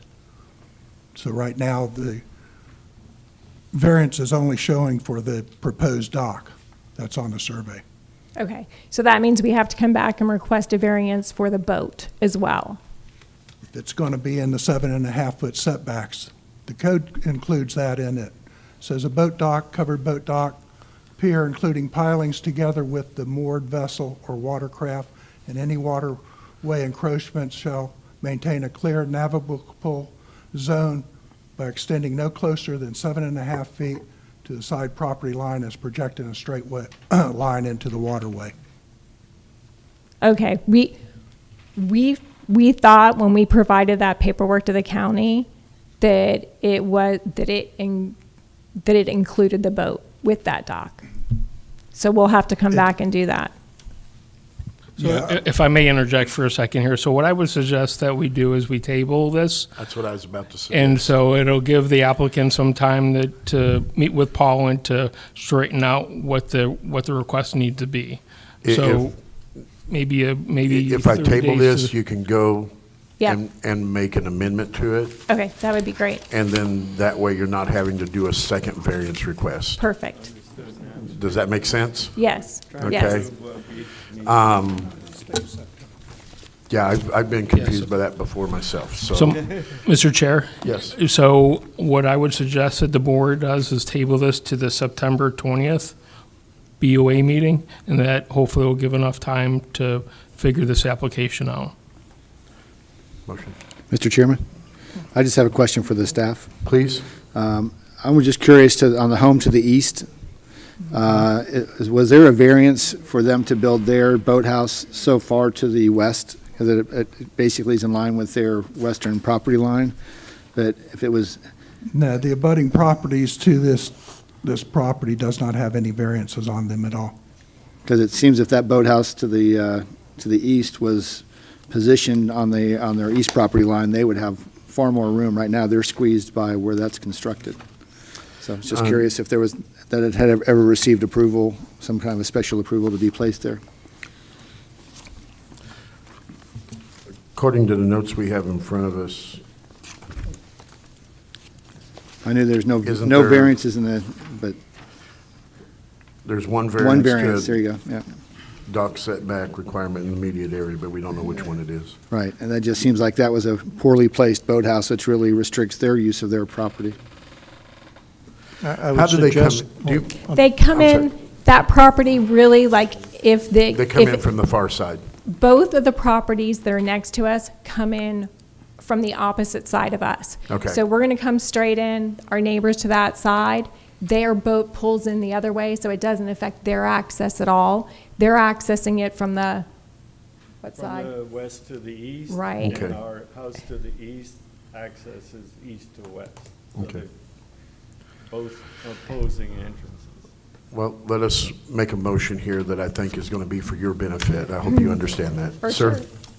sure. Just in the revised application, you might make note of those lack of variances and lack of setback. Okay, thank you. We need a motion to table this? I'll make a motion. I'll make a motion to table this agenda item to the September 20th Board of Adjustment meeting.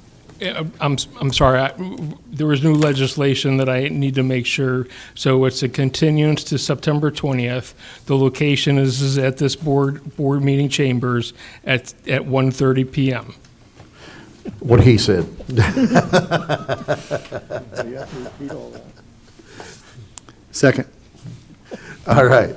We have a motion made by Mr. McCann to do a continuance of this meeting to the September 20th meeting at 1:30 PM, correct? This in the At board this chambers. location. We have a second by Mr. Thomas. All in favor, say aye. Aye. Any opposed? And there is none. It has been tabled to our next So meeting. you're all hungry. Thank so- you. That has So nothing to glad do with we that at moved all. fast. We still have business to conduct. I believe, if I'm not mistaken, that is all of the items in regards to, So Becky and I have prepared PowerPoint presentations regarding the Board of Adjustment responsibilities and the sunshine requirement. So if the board would like to indulge us, I can walk through the PowerPoint presentation. that'll be fine, sir. As I stated previously to you earlier, I am going to have to go because of other obligations that I have at this time. So I will be relinquishing the chair to Mr. Huffman at this time. All right, so if you follow along my PowerPoint presentation, unfortunately, the PowerPoint isn't working online. So the first slide is authority of the Board of Adjustments. Variances is the right to use or build on land in a way prohibited by the strict application of a zoning ordinance intended for owners are unique and severely impacted by the zoning ordinance. So there's two types. There's a use, which is prohibited in 62-253B, which you can't have a variance to allow for a use that's not allowed in a zoning district. The non-use, such as area, is permitted under 62-251 and section 62-253B regarding setbacks, lot width, or lot size. The important thing here is the applicant must demonstrate an unnecessary and undue hardship, and that is in section 62-253A. So let's talk about hardship for a second, because a lot of times we talk about demonstrating a hardship. So a hardship means the owner's land is uniquely and unnecessarily burdened when the landowner cannot yield a reasonable use and/or economic return under the existing land development regulations. So one of the key words in this is reasonable. So the Board of Adjustment has the responsibility to determine what reasonableness means in demonstrating a hardship. So personal circumstances are not cause for a variance, i.e. simply wanting a bigger house. The burden is on the applicant to demonstrate their hardship. My staff works with the applicants to help them understand what does and does not constitute a hardship. You will notice that that's part of the application is that the applicant will fill out the hardship worksheet. So when my staff intakes the applications, we go over, what's required before they're submitted a permit. And sometimes they find out after they submit a building permit that, hey, they need a variance. Sometimes they come before us of, hey, I don't think that this meets code. So regardless of the situation, we work with the applicants to advise them on how to remedy the situation. So there is an administrative waiver process to that, and so that is anything less than 10%. So if the lot width is is less than 10%, then it can go through the administrative process where they have to get the signatures of the abutting property owners to sign off on it. That process does not require a public hearing, so it is a cost savings and it's a time savings as well. Is that a state statute or is that our county? That's our count. That's codified in our code, and I believe it's 1154. So I just referenced the code sections in there. If any of you want to review our code, you can go on MuniCode at any time that you want and review that code. If you have any questions, you certainly reach out to me and I can guide you through that. But everything on our code is online through MuniCode. So prerequisites for granting a variance. We talk about special conditions and circumstances existing which are not applicable to other lands and structures or buildings in applicable zoning classification. A variance is not an appropriate remedy to a problem impacting the entire neighborhood and must be peculiar to the property. That special conditions and circumstances do not result from the actions of the applicant. For example, an applicant puts an accessory structure on their property line despite having room elsewhere is not grounds for a variance. The granting the variance requested will not confer with the applicant any special privileges that is denied by the provisions of this chapter to other lands, buildings, or structures in identical zoning classification. The literal interpretation of the provisions of this chapter would deprive the applicant's rights commonly enjoyed by the other properties in identical zoning classification under the provisions of this chapter and will constitute unnecessary and undue hardship by the applicant. So I think that the last variance that you were hearing kind of fits that bill. You know, you look at the geometry of the site and, you know, sometimes our code doesn't address those unique situations where that, and so that's where a variance would seem to fit. That the variance granted is the minimum variance that will make possible reasonable use of the land, building, or structure. You know, just recognize that is highly subjective. You know, what the property owner and what you think is the minimum, there is room for interpretation with that. Moving on, that the granting of the variance will not, the variance will be in harmony with the general intent and purpose of the chapter, and that such a variance will not be injurious to the area involved or otherwise detrimental to public welfare. And so I have a couple examples later on. So common reasons to deny a variance. The unnecessary hardship in general to the neighborhood or community rather than a particular to the property. The issue is self-created, i.e. dividing a lot into two substandard lots without checking zoning regulations. The only reason given for the variance is personal circumstances, i.e. to build a bigger house. The variance requested is excessive, and that's another subjective term that we have. What's excessive? And that's why you folks get paid the big bucks to determine what's excessive, and what's reasonable. So I have two examples here. One is for a variance that the board heard a couple years ago, where they requested 64.5 feet from the 125 minimum lot width for an R1 zoning district, which is a 52% deviation from what the code allows for. The lot was split by a previous owner, creating a non-conforming lot that needs to be legitimized. So the next example, this was requested for an accessory structure of 2,489 feet over the 891 square feet permitted in section 622100.5D for a total of 3,800 square feet, and that equated to a 279% increase.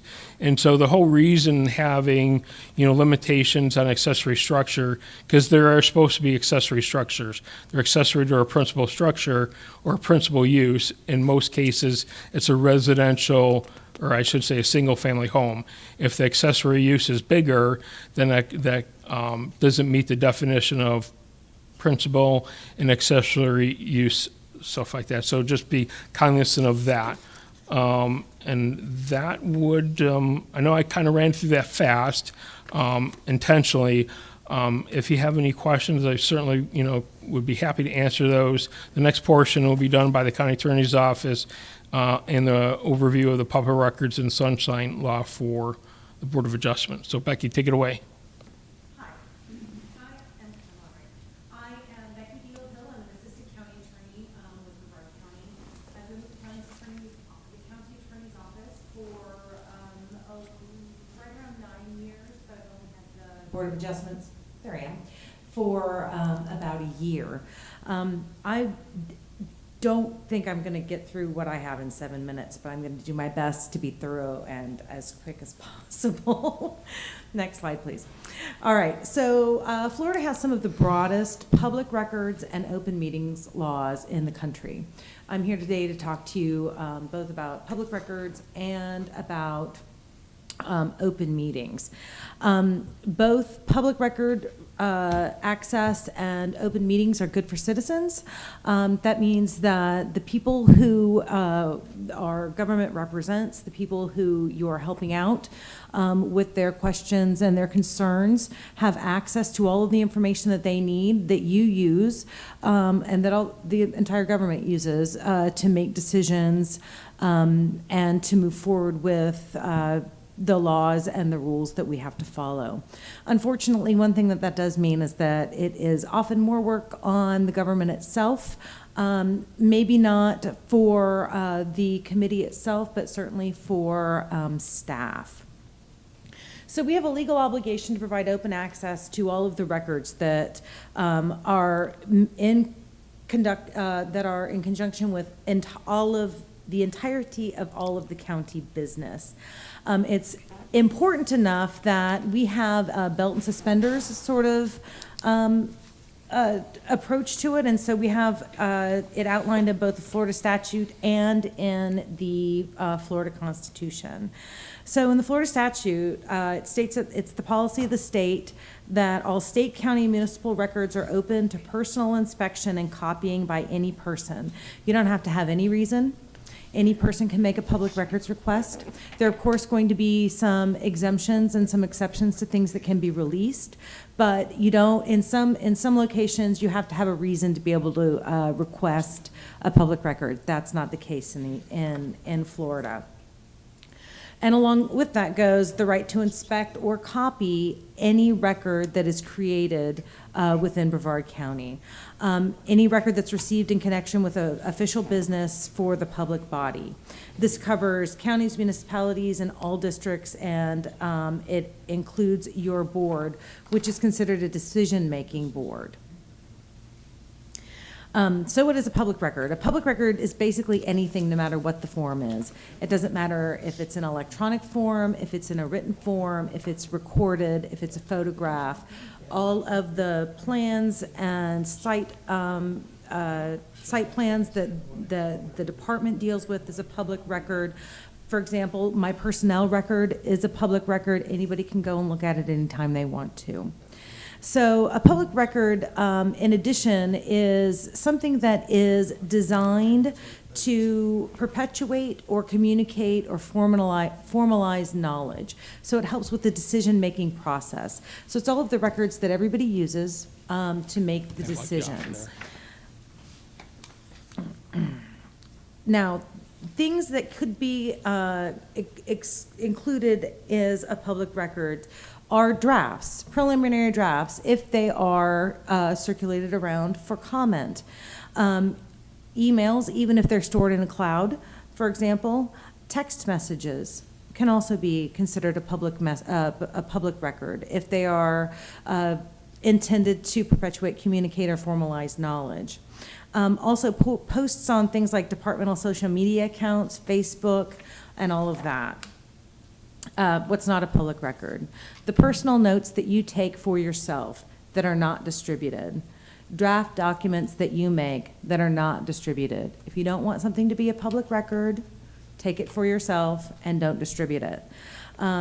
Of course, personal emails that don't have anything to do with public business would not be a public record. Ultimately, we have to look at the content of the record and see whether or not it would qualify as a public record. So I would recommend, if you use email, or if you use email for your business, that you dedicate a special email address. It's easy to sign up for an email address.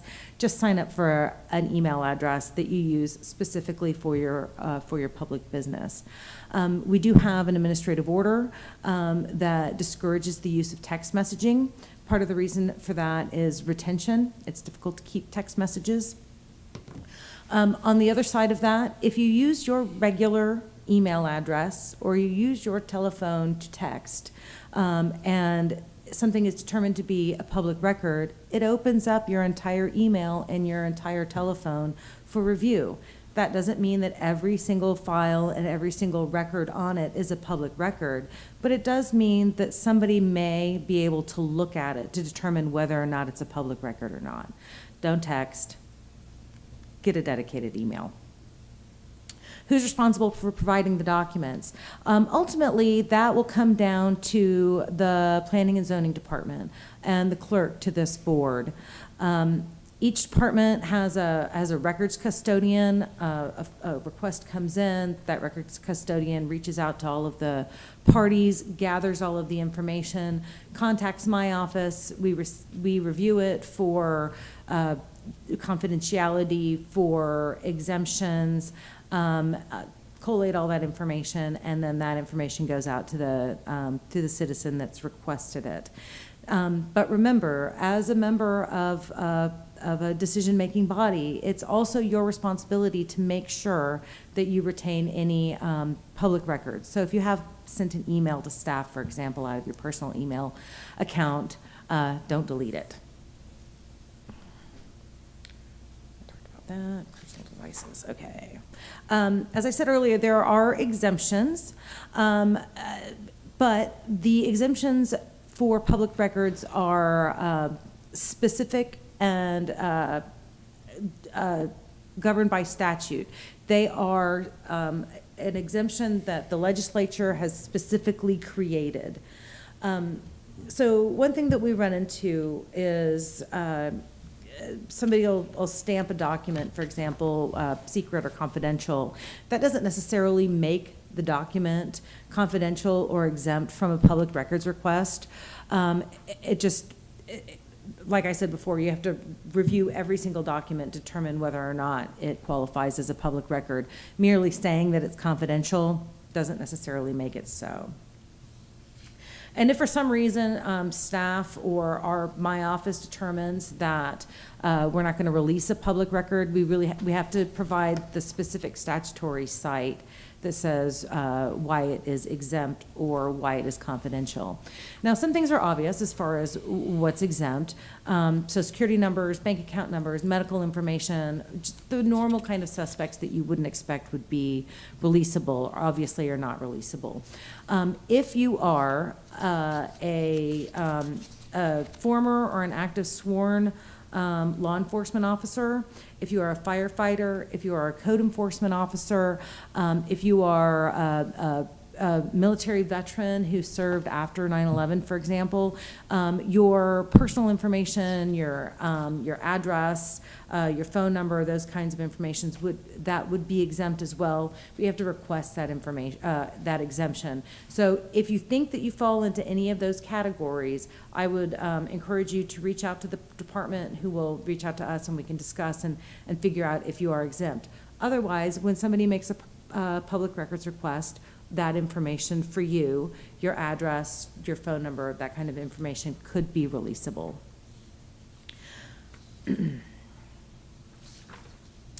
Liability. So who gets in trouble if we don't follow the rules?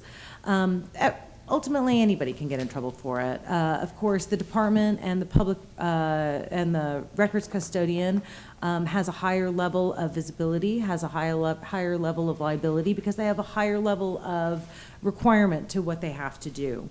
However, civilian board members,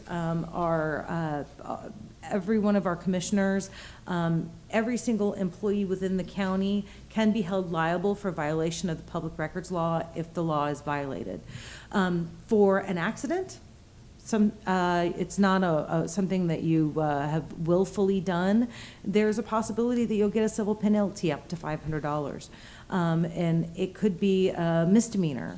They take public records very seriously in Florida. And if you willingly and knowingly violate the public records law, if you know that you have a public record, and somebody asks for it, the department, the records custodian asks for it, and you subversively hide it, destroy it, knowing that it's a public record, that is a first-degree misdemeanor, punishable by a fine up to $1,000 and time in jail up to a year. So public records laws are very important. Next slide, please. Going on with, are there any questions for public records before I move on to open meetings and sunshine? I'm trying to go fast. I know we had a long day already.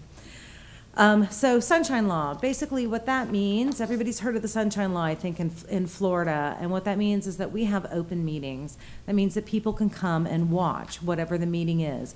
Whenever we are having discussions and deliberations about public business, people are allowed to come and watch. Of course, I'm a lawyer, can't say there are times when that doesn't necessarily apply, but by and large, all of our meetings are open. It also is important enough that it is guaranteed statutorily and within our Constitution. So what is an open meeting? Like, there are 3 requirements for an open meeting, and they're pretty easy. The first one is that any public board, council, or commission must be open to the public. It follows by that for the public to know that there's a meeting that they have to have notice. Within the department, within the county, we have people who are in charge of making sure that notice gets out in compliance with statutes, whether it is advertisement through the newspaper, whether it is the notices that are sent out to individuals when somebody requests a variance change or a zoning change. Of course, now we have our website. We can advertise on that. We even have some cork boards over in different buildings that you can stick notices up on, and sometimes that's required. The last requirement is that that minutes of the meeting be taken.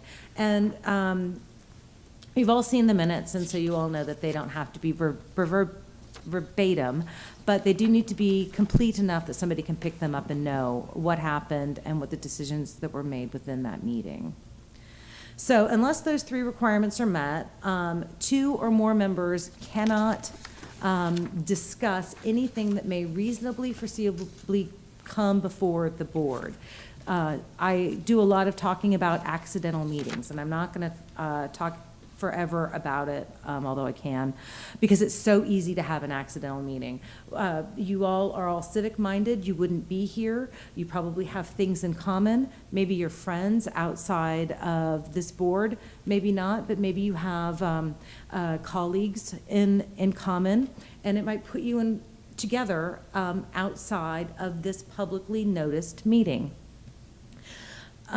So you have to be careful not to talk about anything that could come before. Now, you could also have an accidental meeting through written correspondence. You can send an email. I am a board member, and we have this coming up on our agenda, and I think that this is a good idea. If anybody responds to that email, I think that that's a good idea too. I think that's a terrible idea. You just had an accidental meeting, violation of the law. Position papers technically are allowed. You can write an email that says, I don't like this, here are my reasons, and request that nobody respond. But if anybody responds, and it's natural to respond, we all have feelings, we all have reasons that we think things and sides that we take. So I would discourage a position paper. I would discourage emails to the group. Of course, if you need to, you can always talk to staff. If you need to, you can always talk to me. But you can't use staff and you can't use me as a conduit either. shade meeting. Problems on social media. If as a board member you post on a Facebook post of something that may come before you, somebody answers, you could have accidentally had a meeting. Anytime you talk to anybody, or anytime you talk to another person on this board about anything that reasonably foreseeable could come before the board, you had a meeting. Just be really careful. If you had an accidental meeting, there are ways to cure that. Just be honest about it, be honest with staff. Staff will get with me, we'll make the proper disclosures at the next meeting, and we'll move on. We'll shake our finger at you and hope that it doesn't happen again. Next slide, please. So events, like I said, maybe you're friends, maybe you have common social groups. You can be at the same place and socialize. Just don't talk about the board. Just don't talk about the things that may come before you. And also be careful to just avoid the appearance of any kind of impropriety. You know, if you're out and you're talking, you run into each other in the grocery store or whatever, your neighbor, it has something going on and you start talking about it, somebody walks by, recognizes you, even if it's not something that's reasonably foreseeable to come before the board, if they hear you're talking about a zoning thing or a variance, they may think that it sounds like you are. So that could be the appearance of impropriety, even if you're not doing anything. Doctor, do you have a question? No, Oh, okay. I thought you were waving at me. I'm mesmerized, and this is so necessary. I really appreciate your time. Thank you. To do this. I would like to have your name and your office number. Absolutely. My name is Becky, and my last name is hyphenated. It's B as in boy, E-H-L, -H-I-L-L. And my number is 633-2090. The last thing I want to throw in real quick is about public meetings, because this comes up a lot. I'm on a board, but I want to go to the county commission and discuss something that's important to me. You can absolutely, you are a citizen. You are a member of this board. Thank you very much for your service, but you're also a citizen, and you have every single right that a citizen has. You can go before the board of county commissioners or the planning and zoning board, any public board, and make a statement. Express your personal opinion. If somebody else goes back to the same thing, if somebody else on the board is there, be careful. Don't talk about anything. You might have an accidental meeting. But you cannot speak on behalf of the board unless the board votes that you can speak on behalf of the board at another public meeting. That's the only other thing that I wanted to throw in. Are there any other questions? It's can be very complicated. There's a lot of facets to it. I don't want everybody to glaze over. But the most important thing I could say is if you have a question, call us. Whether you call staff, whether you call me directly, it's much easier for us to fix something, or it's much easier for us to deal with something proactively than have to fix it on the back end. We can fix it on the back end most of the time, but it really is easier to handle it up front. Yes? I think there's been some confusion about whether or not we as board members, when we're out doing our inquiry and site visits, if we can actually speak to the applicants or neighbors about the item, the agenda item. It's my understanding we can, but then we have to just disclose that we had spoken at the board meeting. Yes, I would agree with that. I would discourage you from having in-depth conversations with citizens, because it would be better if they were here, or it would be better if they submitted a letter. I know that you're an attorney, so something that's kind of similar is you don't want to be a witness in the case. So you don't really want to come in and say, I talked to the neighbors all hate it. They should be here to speak for Right. themselves. So you can, but I would encourage you not to have very in-depth, complex discussions with either citizens or applicants. Okay, thank you. You're welcome. But it would be okay to drive by the property, so that you could observe it yourself. You're actually encouraged, I believe, by staff or to visit the properties so that you can see. Some of the questions that you have are, is it in line with the other properties in the neighborhood and things like that. If you don't go by, then you don't know that. And part of the reason that we are divided up the way that we are is because those are the districts that you live in. You're appointed by your county commissioner in the district that you live in. And although we all have great love for the entire county, we all love our neighborhood a little more.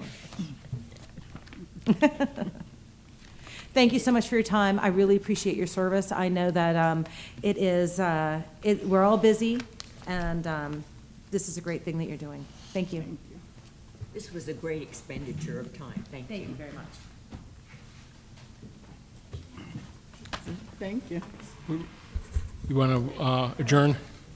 As vice chairman, I declare this meeting adjourned. Thank you. Excuse me for getting up, right?